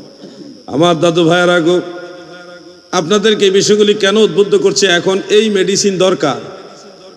জ্বর হয়েছে, এখন প্যারাসিটামল খাইতে হবে। এখন আমার ক্যান্সার রোগের ওষুধ দরকার না, আমার এখন প্যারাসিটামল দরকার। বয়ান দরকার, এটা আগে করতে হবে। আমি আমার আলোচনার ফাঁকে এই কথাগুলি নিয়ে আসলাম। এবার সময় তো কারোর জন্য অপেক্ষা করে না, আমি আরো দুই একটা মাসআলা বলবো, কারণ চট্টগ্রামে লামাযহাবি ঢুকে গেছে। লামাযহাবি নিয়ে দু একটা কথা বলতে চাই। অনেক সমস্যায় যুবকদের মাঝে। আপনারা ভাবতে পারবেন না আপনার ছেলে কত ফিতনার মুখোমুখি হচ্ছে। এই যে চট্টগ্রাম বিশ্ববিদ্যালয়ে গিয়ে দেখেন কত পরিমাণ লামাযহাবি ছড়াই গেছে। আপনার তো খবরই নাই আপনার ছেলে যে কার সাথে মিশতেছে। অবহেলা করা যাবে না। সুন্নি ভাইয়েরা, বাবারা, সবচেয়ে বড় ফিতনা এখন হলো আহলে হাদিস নামদারি লামাযহাবি ফিতনা। এরা কৌশলে সহিহ হাদিসের দোহাই দিয়ে মানুষকে বেঈমান বানায়। আপনারা দেখবেন সোশ্যাল মিডিয়াতে একজন বক্তা মসজিদের মধ্যে লা ইলাহা ইল্লাল্লাহ এতটুকু লেখা দেখে মানুষদেরকে বলতেছে এটা লেখাই ঠিক আছে, এর সাথে তাওহীদের সাথে কোনো শিরকের সুযোগ দেওয়া যাবে না। মানে তারা বুঝাতে চাচ্ছে লা ইলাহা ইল্লাল্লাহ এর সাথে যদি কেউ মুহাম্মদ রাসূলুল্লাহ লেখে এটা শিরিক হয়ে যাবে। নাউজুবিল্লাহ। 1990 সালের বক্তাও সেম বক্তব্য দিছে। রকেট হুজুর সুন্দর কথা কইছে। তাহলে তারা নবীজির নাম কালেমার মধ্যে পছন্দ করে না। আপনারা কি চান নবীজির নাম কালেমা থেকে মুছে যাক? এটা চান? নবীজির কালেমা থাকবে কি থাকবে না? কোন জামানায় আসলাম যেই জামানায় আল্লাহ রসুলের নাম মুছে দিতে চায়? আমরা তাওহীদি মুসলমান নই, তৌহিদি জনতা নয়, আমরা মুসলিম জনতা। পরিষ্কার মনে রাখবেন, একজন মুসলমান তৌহিদ মানে, রেসালত মানে। তৌহিদ মানে, রেসালত মানে। লা ইলাহা ইল্লাল্লাহ হলো তৌহিদ, মুহাম্মদুর রাসূলুল্লাহ সাল্লাল্লাহু আলাইহি ওয়াসাল্লাম হলো রেসালত। এই তৌহিদ এবং রেসালত যারা মানে তারাই মুসলমান। কথা ঠিক আছে কিনা? যারা নিজেদেরকে তৌহিদি জনতা হিসেবে ফোকাস করেন, আপনারা তো কোনোদিন ভুলক্রমেও রেসালতি জনতা বলেন না, তৌহিদি জনতা বলেন। কোনোদিন তো একবারও বললেন না যে আমরা রেসালতি জনতা। কে রেসালত বাদ দিতে চাচ্ছেন কি জন্যে? লা ইলাহা ইল্লাল্লাহ, আল্লাহ যে আছে, সৃষ্টিকর্তা একজন আছে, এটা ইহুদিরাও মানে, খ্রিস্টানরাও সৃষ্টিকর্তা মানে, অন্য সব ধর্মের মানুষ সৃষ্টিকর্তা আল্লাহকে মানে, আমরাও আল্লাহ মানি। তবে তাদের সাথে আমাদের বেশ কম হলো, তারা নবীজিকে মানে না, রেসালত মানে না, আমরা আল্লাহর নবী মানি। ঠিক কিনা বলেন? অতএব আমরা শুধু তৌহিদ মানি না, আমরা রেসালতও মানি। যারা তৌহিদ এবং রেসালত দুইটা একসাথে মানে তাদেরকে তৌহিদি জনতা বলে না, এদেরকে মুসলিম জনতা বলে। বলেন আমাদের পরিচয় কি? মুসলমান। বলেন আমাদের পরিচয় কি? মুসলমান। এক কথা, আমরা মুসলিম জনতা। তৌহিদি জনতা নামে আলাদা কোনো দল ইসলামের মধ্যে নাই। মুসলিম জনতা, আমরা সবাই মুসলমান। আমরা তৌহিদও মানি, রেসালতও মানি। শুধু রেসালত মানি না, শুধু তৌহিদ মানি না, তৌহিদ এবং রেসালত দুইটাই আমরা মানি। এজন্য আমাদের পরিচয় মুসলমান। হুয়া সাম্মাকুমুল মুসলিমিন। আল্লাহর রাসূল ইব্রাহিম আলাইহিস সালাম আমাদের নাম দিয়েছে মুসলমান। কি নাম দিয়েছে? কি? মুসলমান। ও যুবক ভাইরা, কলেজ ইউনিভার্সিটিতে গেলে দেখবেন একটা মাসালা বলা হয়, ইব্রাহিম আলাইহিস সালামের বাবা জাহান্নামী, তিনি কাফের ছিলেন, মুশরিক ছিলেন, বলা হয় কিনা? আজকে শুনে রাখেন, আল্লাহর খলিল হযরত ইব্রাহিম আলাইহিস সালামের বাবা কাফের মুশরিক ছিলেন না, তিনি ঈমানদার ছিলেন, জান্নাতি বান্দা ছিলেন। বলবেন হুজুর, কোরআন শরীফের মধ্যে আছে ওয়াইজ ক্বালা ইব্রাহিমু লিআবিহি আযার, যখন ইব্রাহিম তার বাবা আজরকে বললেন, এখানে লিআবিহি শব্দ দিয়ে আজরকে বাবা বুঝাইছে। তারপরেও কেন আজর ইব্রাহিম নবীর বাবা হবে না? কোরআন শরীফে তো বাবা বলা হয়েছে। শোনো হে ভাই আমার, আরবের ভাষায় আবুন শব্দটা বাবাকেও বোঝায়, চাচাকেও বোঝায়, দাদাকেও বোঝায়। যে হুজুর এটার প্রমাণ কি? এটার প্রমাণ হলো কোরআন।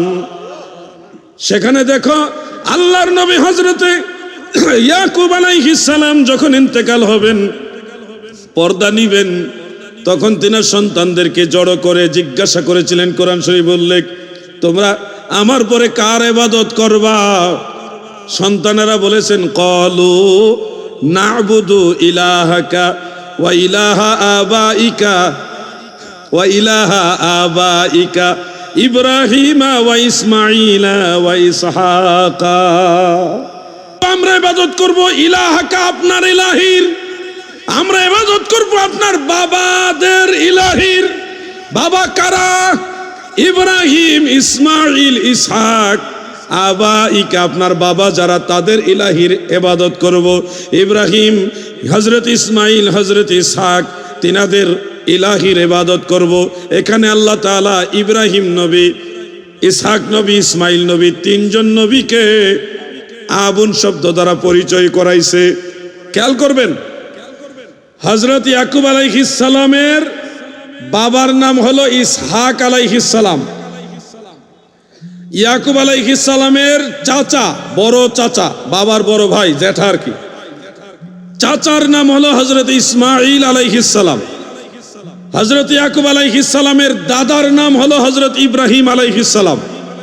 তাহলে জন্মদাতা বাবা, চাচা, দাদা, তিনজনকে আল্লাহ তাআলা আবুন শব্দ দ্বারা পরিচয় করালেন। ওয়া ইলাহা আবাইকা ইব্রাহিম ওয়া ইসমাঈল ওয়া ইসহাকা।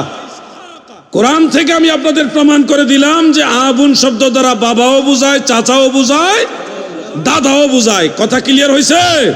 সংক্ষেপে বলবো, ইজ ক্বালা ইব্রাহিমু লিআবিহি আযার, এই আজরকে আবুন শব্দ দ্বারা জন্মদাতা পিতা বুঝায়নি, চাচা বুঝাইছে।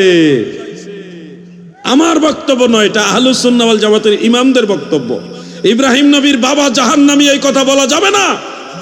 ইব্রাহিম নবীর চাচা আজর জাহান্নামী, ইব্রাহিম নবীর চাচা আজর জাহান্নামী। ইব্রাহিম নবীর বাবার নাম আজর নয়, ইব্রাহিম আলাইহিস সালামের বাবার নাম হযরত আব্দুল্লাহ ইবনে আব্বাস বলেছেন, অন্যান্য তাবিঈরা বলেছেন, মুফাসসিরিনে কেরামদের মধ্যে একটা ঐকমত্য হয়েছে, ইজমা হয়েছে, ইত্তেফাক হয়েছে, ইব্রাহিম নবীর বাবার নাম আজর নয়, তিনার বাবার নাম হলো তারেখ।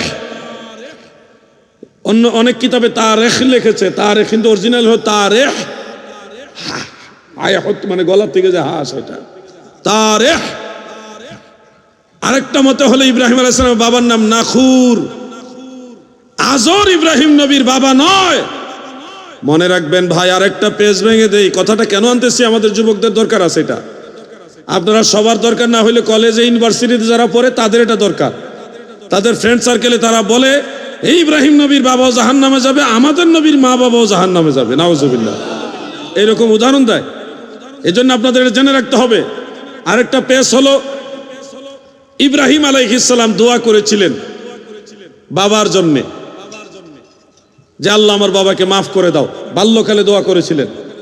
তখন আল্লাহ তাআলা বললেন, মা কানা লিন নাবিয়্যি ওয়াল্লাযিনা আমানু আইয়াস্তাগফিরু লিল মুশরিকিন ইলা আখিরিল আয়াত। কোন নবী এবং মুমিনদের জন্য উচিত নয় মুশরিকদের জন্য ইস্তেগফার করা। আল্লাহ তাআলা এই দোয়াটা নাকচ করে দিলেন। এই আয়াতে কারিমা আপনাদের সামনে তুলে ধরে বলবে, দেখেন ইব্রাহিম নবী তার বাবার জন্য দোয়া করেছেন, আল্লাহ তাআলা এটা নাকচ করেছেন যে মুশরিক ছিল বিদায় তার জন্য দোয়া করা উচিত নয়। তার মানে ইব্রাহিম নবীর বাবা মুশরিক ছিল, এটা দলিল দিব আপনাদেরকে। মনে রাখবেন এই কথাগুলো, খুব সেনসিটিভ ভাবে খেয়াল করবেন। ইব্রাহিম আলাইহিস সালাম এই দোয়াটা করেছিলেন বাল্যকালে। কোন কালে? বাল্যকালে, বা অর্ধে বলতে পারেন যুবক বয়সে, যেই সময় উনি বেবিলন শহরে ছিলেন। কোন শহরে? আমি সেই বেবিলন শহরে গেছি, আলহামদুলিল্লাহ, ইব্রাহিম আলাইহিস সালামের বাড়িতে গিয়ে আসছি। যেই ঘরে উনি থাকতেন ওই ঘরে আমি গিয়ে প্রবেশ করে 2 রাকাত নামাজ পড়ে আসছি। ইব্রাহিম আলাইহিস সালাম যখন বেবিলন শহরে ছিলেন তখন দোয়া করেছিলেন। খুব মনোযোগ দিয়ে কথাটা শুনবেন। এই সময়ে ইব্রাহিম আলাইহিস সালাম যার তত্ত্বাবধানে ছিলেন তিনি ছিলেন আজর। কে ছিলেন? আজর। আজর ওই যে মূর্তি ভেঙে ফেলছিল, হাত ভেঙে ফেলছিল, পরে বলছিল যে বড় মূর্তিকে জিজ্ঞাসা করো কে ভাঙছে, আমি কেমনে যাবো, ওই মূর্তিকে জিজ্ঞাসা করো। এই ঘটনাটা যখন ঘটে তখন ইব্রাহিম আলাইহিস সালাম যার কর্তৃত্বে ছিলেন তিনি ছিলেন আজর। তিনি কে? আজর। আর শেষ বয়সে ইব্রাহিম আলাইহিস সালামের শেষ বয়সে যখন কাবা ঘর সংস্কার করলেন, তিনি পুনঃসংস্কার করলেন, তখন কাবা ঘরের পাশে দাঁড়িয়ে ইসমাইল আলাইহিস সালামকে সাথে নিয়ে দোয়া করেছিলেন, রব্বানা গফিরলি ওয়ালি ওয়ালিদাইয়া ওয়ালিল মুমিনিনা ইয়াউমা ইয়াকুমুল হিসাব। এখানে দেখেন শব্দ চয়নটা, এখানে স্পষ্ট বলেছেন রব্বানা গফিরলি ওয়ালি ওয়ালিদাইয়া। ওয়ালিদ শব্দ ব্যবহার করেছে, আবুন শব্দ ব্যবহার করেনি। আবুন দ্বারা বাবা, চাচা, দাদা সব হইতে পারে, কিন্তু ওয়ালিদ দ্বারা চাচা হয় না, ওয়ালিদ দ্বারা দাদা হয় না। ওয়ালিদ মানে জন্মদাতা পিতা। ওয়ালিদ শব্দের অর্থ কি? যিনি জন্ম দিয়েছেন। ওয়ালাদা ইউলাদু, এই ওয়ালিদ। ওয়ালিদ মানে যিনি জন্মদাতা পিতা। ইব্রাহিম আলাইহিস সালাম বাল্যকালে বা যুবক বয়সে যে দোয়া করেছিলেন সেখানে শুধু বাবার জন্য দোয়া করেছিলেন আবুন শব্দ দিয়ে, যেটা দ্বারা আজরকে বুঝায়। আর শেষ বয়সে দোয়া করেছে ওয়ালিদাইয়া, মা বাবা মানে পিতা মাতা, জন্মদাতা পিতার জন্য দোয়া। তার মানে বোঝা যাচ্ছে ইব্রাহিম নবী 2টা দোয়া করেছিলেন। একটা দোয়া ছিল চাচার জন্য, যিনি মুশরিক ছিলেন আজর, সেটা আল্লাহ নাকচ করে দিয়েছেন। মা কানা লিন নাবিয়্যি ওয়াল্লাযিনা আমানু আইয়াস্তাগফিরু লিল মুশরিকিন। আল্লাহ বলছেন কোন নবীর জন্য, কোন মুমিনের জন্য উচিত নয় মুশরিকদের জন্য ইস্তেগফার করা। সেখানে আল্লাহ তাআলা আজরের জন্য দোয়াটা নাকচ করলেন, কিন্তু শেষ বয়সে ইব্রাহিম খলিল দোয়া করেছে রব্বানা গফিরলি ওয়ালি ওয়ালিদাইয়া।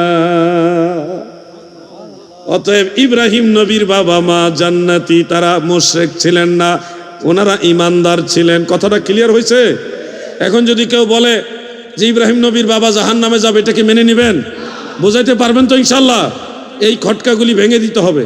আমি যখন সিরাজগঞ্জে গিয়ে এই ওয়াজটা করছিলাম, আমার ডাইন পাশে জামাতের এক বক্তা বসা ছিল। এই ওয়াজটাই করছি, করার পরে স্টেজে আরো বেশ কয়েকজন আলেম ছিল, তারা কে কোন ঘরানার আমি চিনি না, তো ভালো ভালো আলেম ছিল। আমার ডাইন পাশে যিনি বসা ছিলেন ওনাকে আমি চিনি, উনি জামাতের একজন আলেম, ভালো প্রসিদ্ধ বক্তা। ওনারা টেনশনে পড়ে মানে একটা অস্বস্তির মধ্যে পড়ে গেলেন। আমি পরে ভিডিওতেও দেখলাম যে ওনাদের চেহারাটা এমন হয়ে গেছে যে কিছু বলতেও পারতেছে না, সইতেও পারতেছে না, এমন একটা অস্বস্তির মধ্যে পড়ছে। আর আমি এমন ভাবে বিষয়গুলি তুলে ধরছি যেটা রদ করবে ওই কায়দাও নাই, কায়দা বন্ধ হয়ে গেছে। ওই এলাকার মধ্যে তারা বিগত বছরের পর বছর সব সময় এই ওয়াজ করছে, ইব্রাহিম নবীর বাবা আজর তিনি জাহান্নামে যাবে, আমাদের নবীর বাবাও জাহান্নামে যাবে, এই ওয়াজ করে আসছে। যখন আমি বললাম ইব্রাহিম নবীর বাবা আজর না, উনি চাচা, দলিল এই আমাদের নবীর মা বাবাও জান্নাতি। নবীজি রাসূল আকরাম সাল্লাল্লাহু আলাইহি ওয়াসাল্লামের আব্বাজান আব্দুল্লাহ, নবীজির আম্মাজান হযরত আমেনা, দুইজনেই জান্নাতি। ঠিক কিনা বলেন? জানতে হবে আমার এই যুবক ভাইরা, আপনারা মনে রাখবেন, রাজশাহী চাঁপাইনবাবগঞ্জের একজন বক্তা আছে, শুদ্ধ বাংলা বলতে পারে না, শুনুন শুনুন বলে। সে মানুষদেরকে বোঝায় আমার নবীজির বাবা নাকি জাহান্নামে যাবে, এবং দলিলও দেয়। এই দলিল শুনে আপনারা হঠাৎ করে চমকায় যাবেন। দলিলটা সহিহ মুসলিমের মধ্যে আছে। একজন সাহাবী হযরত আনাস ইবনে মালিক রাদিয়াল্লাহু আনহু বর্ণনা করেন, একজন সাহাবী নবীজির কাছে এসে বললেন, ইয়া রাসূলুল্লাহি আইনা আবি, নবী গো আমার বাবা কোথায় আছে, জান্নাতে না জাহান্নামে, মানে পরকালে ভালো আছে না খারাপ আছে?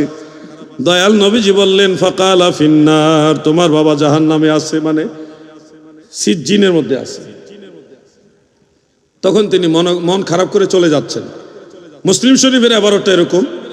প্রিয় নবীজি তাকে ডেকে আবার বললেন, ইন্না আবি ওয়া আবাকা ফিন্নার, তোমার বাবা এবং আমার বাবা দুইজনেই জাহান্নামে। এই হাদিস শরীফটা আছে, যুবকরা ভালো করে শুনেন। আপনাকে যখন সহিহ মুসলিম থেকে এই হাদিস শরীফ বলবে তখন তো আপনি মানতে বাধ্য সহিহ হাদিস। নবীর বাবা জাহান্নামে আল্লাহর নবী নিজে যদি বলে তখন আপনি কি বলবেন? কিছু বলার আছে আর এখানে? বলার নাই। এই জন্য আসমাউ রিজাল জানতে হবে, উলুমুল হাদিস জানতে হবে। উলুমুল হাদিস, উসুলে হাদিস, আসমাউ রিজাল যদি না জানেন তাহলে আপনি হাদিস পড়ার পরও বেজালে পড়ে যাবেন। বাংলা অনুবাদ পড়লেই সব জানা যায় না, এর পিছনে অনেক কিছু থাকে। অঙ্ক করতে হলে সূত্র জানা লাগে না?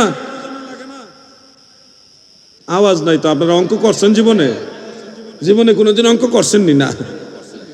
অঙ্ক করতে হলে সূত্র লাগে না, এমনি কথা বলবেন।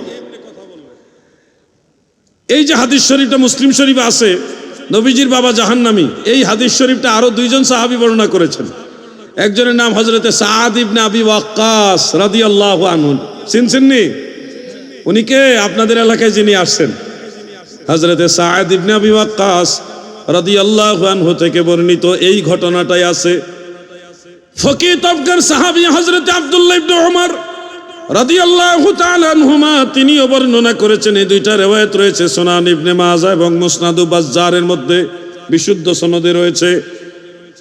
এমনকি হযরত আনাস থেকে হাম্মাদ ইবনে সুলাইমান ব্যতীত অন্যান্য যারা রাবি ছাত্র ছিলেন, বিশেষ করে সাবেত আল বুনানি, ইমাম জুহরি, তারপরে মামার ইবনু রাশাদ, এনারা অনেক নির্ভরযোগ্য, অনেক না তাবেঈ, সাহাবী না তাবেঈ, হযরত আনাস রাদিয়াল্লাহু আনহুর ছাত্র, হাম্মাদ ইবনে সুলাইমানের ক্লাসমেট, ওই তিনজন, তিনারা বর্ণনা করেছেন ঘটনাটা এরকম। ওই দুইজন সাহাবীও বর্ণনা করেছে এরকম যে একজন সাহাবী এসে বললেন, ইয়া রাসূলুল্লাহি আইনা আবি, ওগো নবীজি আমার বাবা কোথায়? তাকবীর, জোরে জোরে। আমার দাদু ভাইয়েরা গো, আলোচনা আমার প্রায় শেষের দিকে, দিলের কান লাগায় শুনবেন। সাহাবী এসে বললেন, ইয়া রাসূলুল্লাহি আইনা আবি, নবী গো আমার বাবা কোথায় আছে? নবীজি বললেন তোমার বাবা জাহান্নামে আছে। তার মনটা খারাপ হয়ে গেল, বাবা জাহান্নামে আছে কথাটা শুনে। যে কোনো সন্তানের মন খারাপ হবে, এটা স্বাভাবিক। দয়াল নবীজি তাকে পুনরায় ডেকে এনে বললেন, ইজা মারারতুম আলা কবরি মুশরিকিন ফাবাশশিরহুম বিন-নার আও ফাবাশশিরহু বিন-নার। তোমরা যখন কোনো কাফের অথবা মুশরিকের কবরের পাশ দিয়ে যাবে, তখন তাদেরকে তোমরা জাহান্নামের সুসংবাদ দিবে। এই কথাটা নবীজি বলছেন। দয়াল নবীজি বলে নাই যে আমার বাবাও জাহান্নামে, এটা নবীজি বলেননি।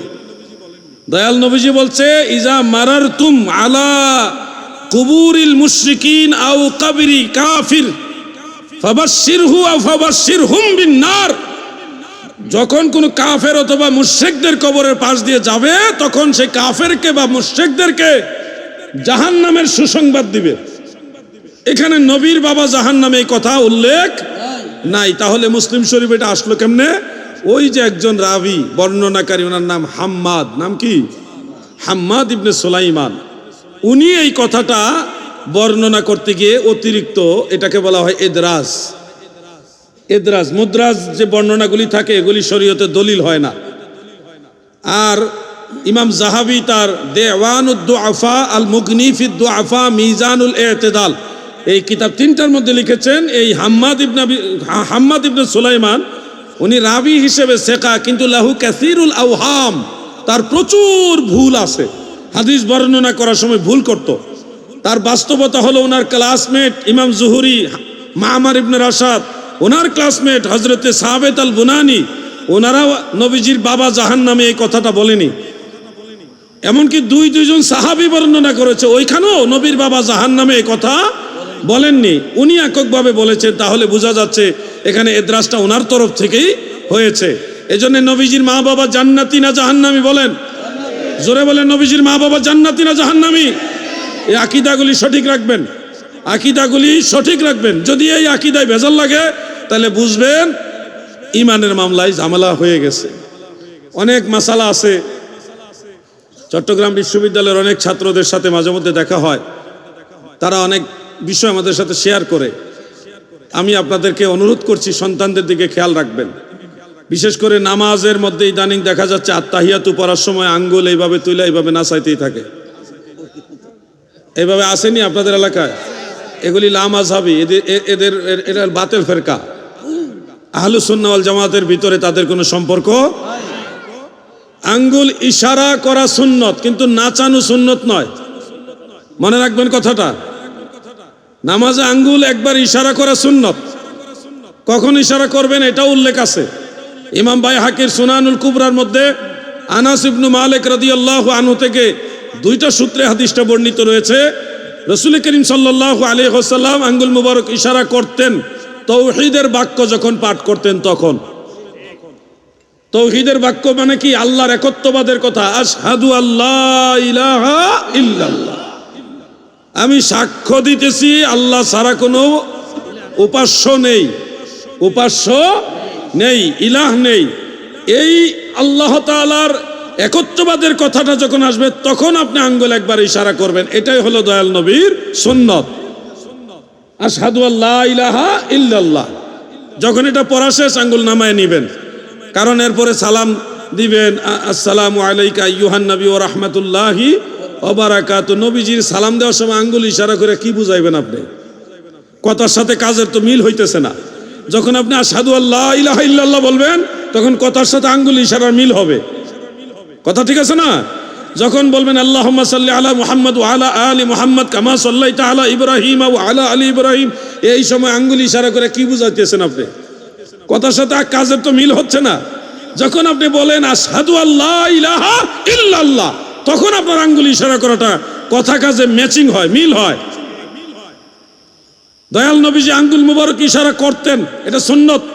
কিন্তু সুনানু আবি দাউদ এবং সুনানু নাসাইর মধ্যে উল্লেখ, হযরত আব্দুল্লাহ ইবনে জুবাইর রাদিয়াল্লাহু আনহু তিনি রওয়ায়াত করেছেন যে নবীজি যখন আঙ্গুল ইশারা করতেন, ওয়ালা ইউহাররিকুহা, নবীজি সে আঙ্গুল মুবারককে নাচাইতেন না, আঙ্গুলকে নাড়াচাড়া করতেন না, শুধু ইশারা করতেন।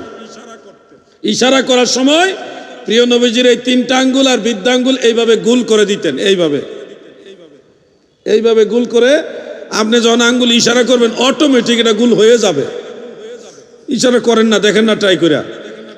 এই আঙ্গুলটা উঁচা করতে গেলে বাকি 3টা আঙ্গুল আর বৃদ্ধাঙ্গুল এইভাবে মিলে যাবে, গুল হয়ে যাবে অটো। ওই যে দেখেন অটোমেটিক। এই জন্য নবীজির সুন্নত হলো আঙ্গুল এইভাবে ইশারা করা একবার, আর আঙ্গুল নাচানো যাবে না। এই হলো সুন্নতের উপর আমল। যেগুলি আঙ্গুল নাচাই বুঝবেন লা মাযহাবী ভাইরাসে আক্রান্ত। কি ভাইরাসে আক্রান্ত? লা মাযহাবী ভাইরাসে আক্রান্ত। দাদু আমার, আমাকে কমিটির ভাইরা বলেছেন যে হুজুর আসলেও আপনি একটু আলোচনা করবেন। আর হুজুর আমাকে এতটা আদর করেন, নিজের সন্তানের মতো আদর করেন। আমিও হুজুরকে আমার পিতার ন্যায় সম্মানের নজরে দেখি। হুজুরের সামনে একটা কথা বলি, এটা হুজুরকে উদ্দেশ্য করে না, আপনাদেরকে উদ্দেশ্য করে, যে কোথাকার কোন লোক অনেক ভণ্ড, অনেক বাউলদেরকে আপনারা অনেক বড় নজরে দেখেন। ভুল জায়গায় আপনারা যাবেন না। সত্যিকারের আল্লাহর ওলি হলো তারা যারা দয়াল নবীর সুন্নতের উপরে এবং সুন্নিয়তের উপরে, সুন্নি আকীদার উপরে থাকে। তারা হলো অরিজিনাল আল্লাহর ওলি। ওলি আল্লাহ বিচার করবেন আকীদা দিয়া, সুন্নতের আমল দিয়া। সুন্নি আকীদা দিয়া, সুন্নতের আমল দিয়া। ওলি আল্লাহ বাউল গান দিয়ে বিচার করেন না। খবরদার মুসলমান। অলৌকিক ঘটনা বিধর্মীরাও দেখায়, যেগুলাকে কি বলা হয়? এদরাজ বলা হয়। শয়তানের পক্ষ থেকে এটা হয়। মানুষকে গুমরা করার জন্য কোন কাফের মুশরিকদের দ্বারা অনেক অলৌকিক ঘটনা শয়তান ঘটায় দেয়, যেন মানুষ গুমরা হয়, তার দিকে ধাবিত হয়। কথা বুঝতেছেন না আপনারা? অলৌকিক ঘটনা মানে আল্লাহর ওলি হওয়ার মানে মূল কারণ না। আল্লাহর ওলি হবে তারা যারা মুত্তাকি, পরহেজগার, আকীদায়ে সুন্নি, নবী পাকের সুন্নতের পাগল। এরা হলো আল্লাহর ওলি। সত্যিকারের ওলি আল্লাহর নজরে আমি যাদেরকে দেখি, আল্লামা মুফতি আবু নাসের জিহাদি সাহেব একজন, আল্লামা জৈনুল আবদিন জুবাইর সাহেব একজন, আওলাদুর রাসূল আল্লামা সৈয়দ বাহাদুর শাহ মুজাদ্দিদি আল আবেদি, যিনি আল্লামা সৈয়দ আবেদ শাহ আল মাদানী রহমাতুল্লাহ আলাইহির আওলা। ইনাদেরকে সম্মান করবেন। চট্টগ্রামে আল্লামা মুফতি ওসিউর রহমান হুজুর কেবলা আছেন। এরকম বড় বড় অনেক আলেম আছে। ইমাম হাশিমি রহমতুল্লাহ আলাইহির আওলাদরা আছে। ইনাদের আওলাদদেরকে সম্মান করবেন। ওনারা মদিনাওয়ালার পক্ষে, সুন্নতের পক্ষে কাজ করেন, সুন্নিয়তের পক্ষে কাজ করেন। কোথাকার কোন ভণ্ড কোন কি করতেছে, বাউল গান গাইতেছে, এগুলি নিয়ে আপনারা ব্যতিব্যস্ত হয়ে যাবেন না, ভেজালে পড়ে যাবেন।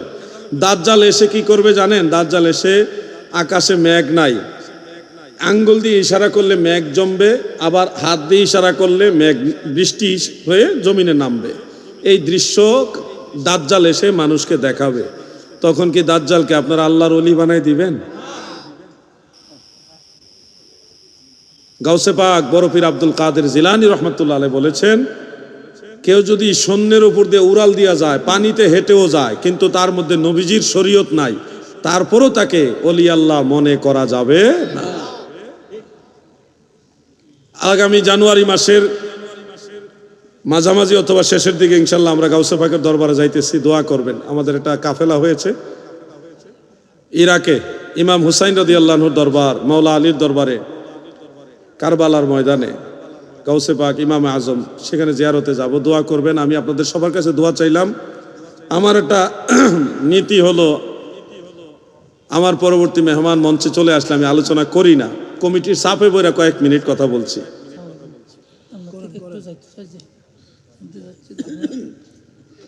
এটা আবার আমার তো ভয় লাগে, এটা আদবের খেলাফ তো হুজুর। একটু জিকির করেন, ইসমে জাত আল্লাহ আল্লাহ আল্লাহ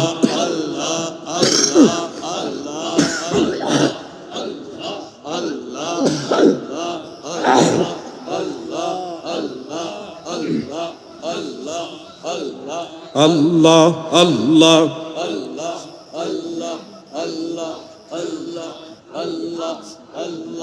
আল্লাহ আল্লাহ আল্লাহ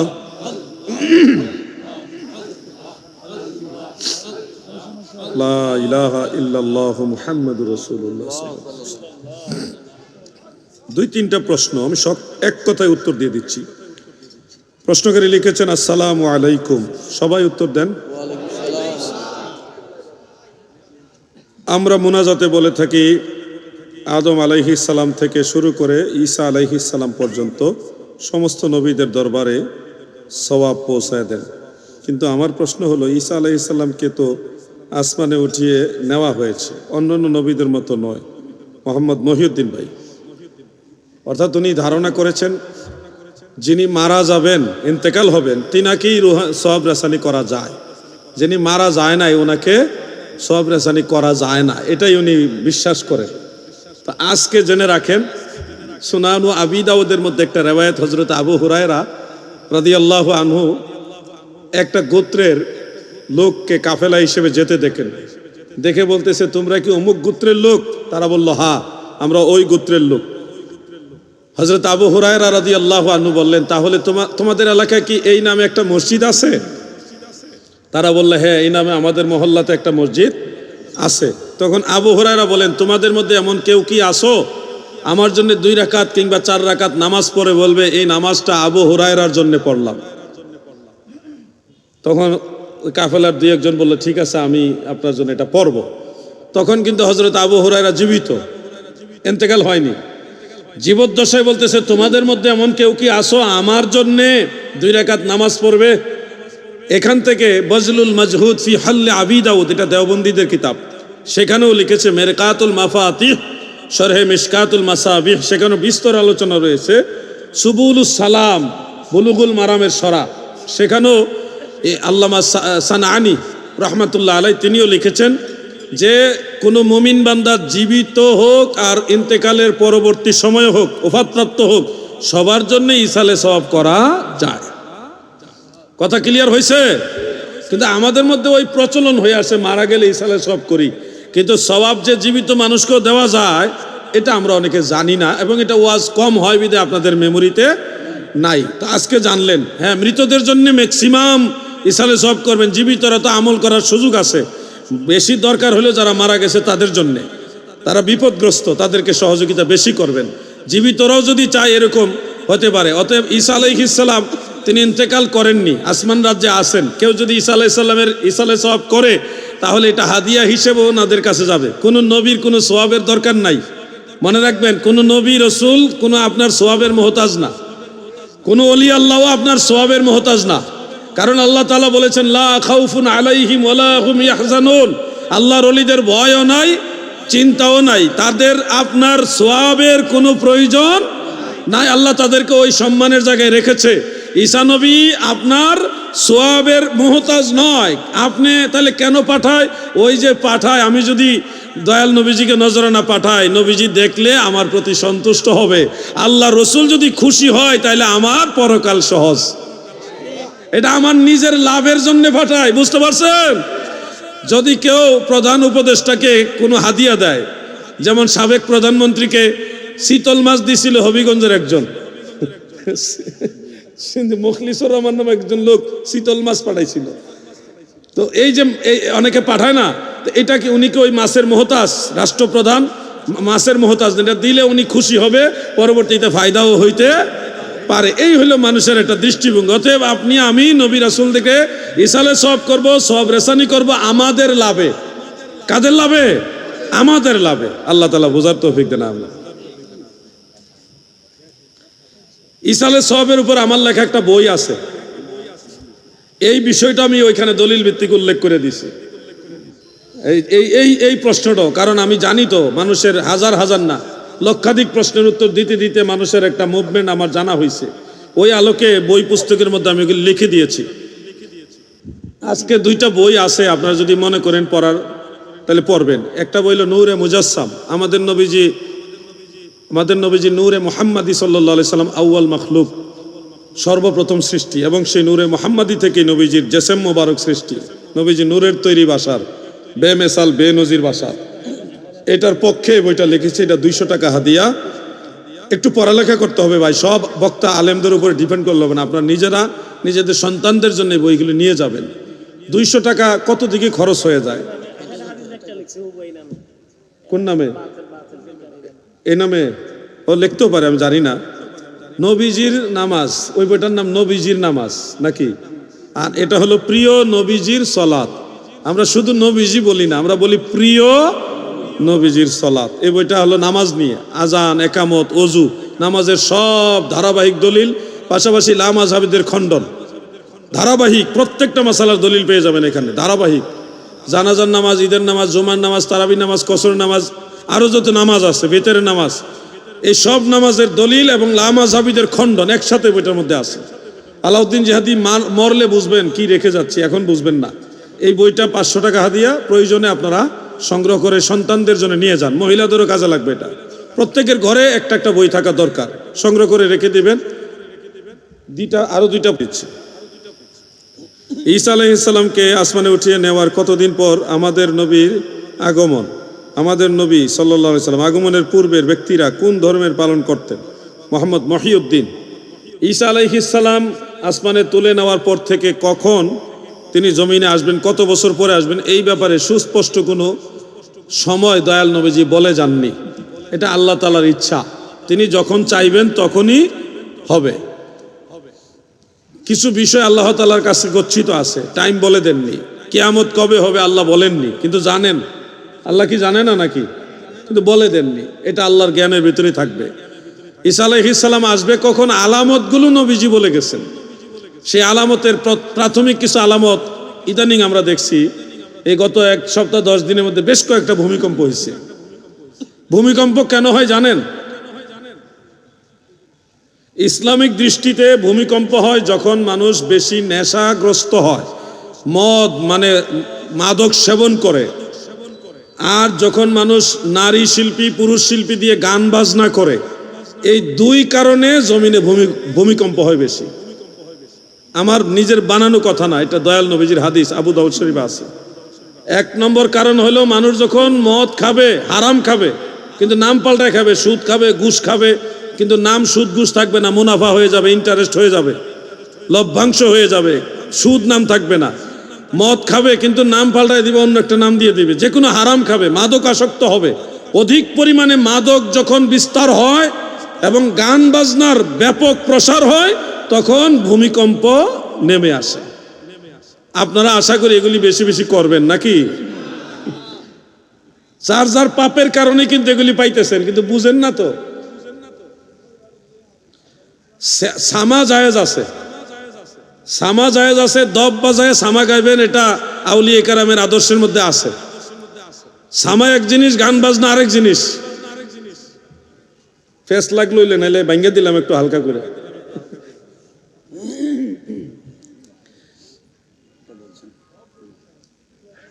ঈসা আলাইহিস সালাম আমাদের নবীজি আগমনের পূর্বে মানুষরা কোন ধর্ম পালন করতেন? ওনাদের ধর্ম বলতে ইব্রাহিম আলাইহিস সালামের যে শরীয়তটা মুখ নিঃসৃতভাবে প্রচলিত হয়ে আসছিল, ওটাকে বলা হতো দ্বীনে হানিফ। দ্বীনে হানিফ, ওই ধর্মের অনুসারী ছিলেন ওনারা। তাফসীরে বগবীর মধ্যে, তাফসীরে কুরতুবীর মধ্যে এই কথাটা উল্লেখ আছে। এই 2টা তাফসীর আমি পেয়েছি, দ্বীনে হানিফ। আমি শেষ করছি, একটা প্রশ্ন আর বাকি। অনেকে বলে থাকে রাসূল সাল্লাল্লাহু আলাইহি ওয়াসাল্লাম আমার নেতা, কতটুকু সত্য? শুনুন, অনেক শব্দ আছে স্থান কাল পাত্র ভেদে সম্মান দেয়, আবার অনেক জায়গায় অসম্মানেরও কারণ হয়। অনেক শব্দ কোনো এলাকায় এটা সম্মানের শব্দ হয়, কোনো এলাকায় এটা অসম্মানের শব্দ হয়। আমাদের বাংলাদেশের কালচার অনুযায়ী যখন বলা হয় যে ওই নেতা আইছে, তখন মানুষ এটা তিরস্কার সুলভ অনেক সময় বলে কিনা ভাই? অনেক সময় ভালোভাবে বলে, অনেক সময় টিটকারি করার জন্য, হ্যাঁ নেতা হইছে, অমুকে নেতা। এই নেতা শব্দটা অনেক সময় গালি পর্যায়ে চলে যায়, কালচারের কারণে বলতেছি। অনেক সময় সম্মানও হয়, অনেক সময় অসম্মানের জায়গাতেও যায়। সাইয়্যেদ শব্দের অর্থ নেতা, এটা হয়, কিন্তু মনে রাখবেন কোরআনুল কারীমের মধ্যে আল্লাহ তাআলা বিধান দিয়েছেন, লা তাজআলুদ দুআ আর রাসূলি বাইনাকুম কাদুআই বা'দিকুম বা'দা। তোমরা একে অপরকে যেইভাবে সম্বোধন করো আমার রাসূলকে ওইভাবে সম্বোধন করবে না। কোনো এলাকায় যদি এরকম দেখা যায় যে নেতা শব্দটা মানুষ অধিক সম্মানের নজরে দেখে না, সেই অঞ্চলে নবীজিকে নেতা শব্দ দিয়ে শব্দ চয়ন করা যাবে না। বরং এর চেয়ে এই সাইয়্যেদ শব্দের যেই অর্থটা বেশি সম্মানের অর্থ দেয়, ওই শব্দটা ওই অঞ্চলে প্রয়োগ করতে হবে, শানে রিসালাতের দিকে তাকিয়ে। আশা করি বিষয়টা বুঝতেছেন আপনারা। যেমন আমাদের বাংলাদেশে জনাবে রাসূলুল্লাহ সুন্নিরা বলে না, কেন বলে না জনাব শব্দের একটা সম্মানিত শব্দ জনাব, এর চেয়ে আরো বেশি সম্মানিত হলো মান্যবর। জনাবের চেয়ে আর একটা বেশি সম্মানিত কি মান্যবর বা মাননীয়। মাননীয় যিনি, উনি জনাবের চেয়ে সম্মানে ছোট না বড়? বড়। মাননীয় মন্ত্রী, মাননীয় প্রধানমন্ত্রী, এটা কিন্তু মেম্বার চেয়ারম্যানকে জনাব বলা হয়। জনাব প্রধানমন্ত্রী বললে হবে না, মাননীয় বলতে হবে ওখানে। মাননীয়, মান্যবর এই শব্দের চেয়ে আরো বেশি সম্মানের শব্দ হলো মহামান্য। মহামান্য কিন্তু আবার রাষ্ট্রপতিকে বলে। তাহলে মহামান্য আর মাননীয় এক সমান না। যিনি মহামান্য তাকে জনাব বলা যায় না, এটা বাংলাদেশের কালচার অনুযায়ী বলতেছি। এই দৃষ্টিতে আমাদের প্রিয় নবীজিকে জনাব বলা উচিত না, কিন্তু জনাব শব্দের অর্থ খারাপ না, শব্দের অর্থ ভালো। কিন্তু যেহেতু এর চাইতে আরো দামি শব্দ আছে, সেহেতু পৃথিবীর সব মহামান্যের মহামান্য হলো প্রিয় নবীজি।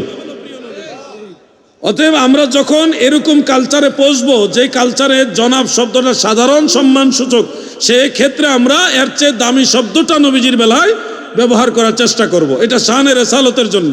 আর যে এলাকায় জনাব শব্দটাই অনেক দামি, সেই এলাকায় নবীজিকে জনাবে রাসূলুল্লাহ বললে কোনো আইব হবে না। মূল বিষয়টা দেখতে হবে শানে রেসালতের জন্য খেলাফ না হয়, দয়াল নবীর ইজ্জত সম্মানের জন্য কোনো ঘাটতি না হয়। ওয়ালিল্লাহিল ইজ্জাতু ওয়ালিরাসূলিহি ওয়ালিল মুমিনিনা ওয়ালাকিন্নাল মুনাফিকিনা লা ইয়ালামুন। যারা নবীজির ইজ্জতের বিষয়টাকে গুরুত্ব দিবে না, তাদের অন্তরের মধ্যে নেফাকি আছে, মনে রাখবেন, এদের ভিতরে মুনাফিকি আছে। আল্লাহ তাআলা আমাদের সবাইকে বোঝার তৌফিক দেন, আমিন। আরেকটা দিকে বাড়িয়েছে, শেষ হয় নাকি? অনেকে বলে ইমাম সাহেব মেহরাবের ভিতরে চলে গেলে নামাজ হবে না, মাসালাটি আপনার কাছে জানতে চাই। মেহরাব মসজিদের অন্তর্ভুক্ত নয় বলে কিছু কিছু ফিকহের কিতাবে আছে। মেহরাবটা এটা মসজিদের সীমানার হদের অন্তর্ভুক্ত নয়। এই জন্য ইমাম সাহেব মেহরাবের পুরোপুরি ভিতরে গিয়ে দাঁড়াবেন না। ওনার পা যেন অন্তত মসজিদের যে সীমানা এর ভিতরে থাকে, পা দুইটা। এটা ফিকহি মাসআলা। কারণ মিজানা, ওই যে মুয়াজ্জিন যে আজান দেয়, এই মিজানায় আজান দিলে মুয়াজ্জিনের এতেকাব ভঙ্গ হবে কিনা, এটা নিয়ে ফিকহের কিতাবে মাসালা আসছে। তো বাদায়ে সানায়ের মধ্যে লিখছে যে মিজানার মধ্যে মুয়াজ্জিন যদি এতেকাফরত অবস্থায় আরোহণ করে এবং আজান দেয়, তার এতেকাব ভঙ্গ হবে না। লিআন্নাল মিজানাতা মিনাল মসজিদ, কারণ মিজান এটা মসজিদের এরিয়ার অন্তর্ভুক্ত। তাহলে মসজিদের সীমানার একটা গুরুত্ব আছে। এই জন্যে মসজিদের সীমানার ভিতরে রাসূল পাকের জামানায় মেহরাব ছিল না, এটা পরে আবিষ্কার হয়েছে হারবুন থেকে মেহরাব। এই জন্যে ফুকাহায়ে কেরাম সতর্কতার জন্য আপনাদের মাসআলা দিয়েছেন যে ইমাম সাহেব পুরোপুরি মেহরাবের ভিতরে গিয়ে দাঁড়াবেন না, আপনাদের পা যেন মসজিদের সীমানার ভিতরে থাকে। সেজদা আপনি মেহরাবের ভিতরে দেন, অসুবিধা নেই, পা যেন মসজিদের ভিতরে থাকে। কথাটা বুঝতে পারছেন? আল্লাহ তাআলা বোঝার তৌফিক দেন, আমিন। হুজুরের কাছে আমি ক্ষমা চেয়ে নিলাম, কারণ আমি কমিটির চাপেও আছি, আপনিও চাপ দিছেন, আমি বেয়াদবি করছি, মাফ চাই হুজুর। আসসালামু আলাইকুম ওয়া রাহমাতুল্লাহ।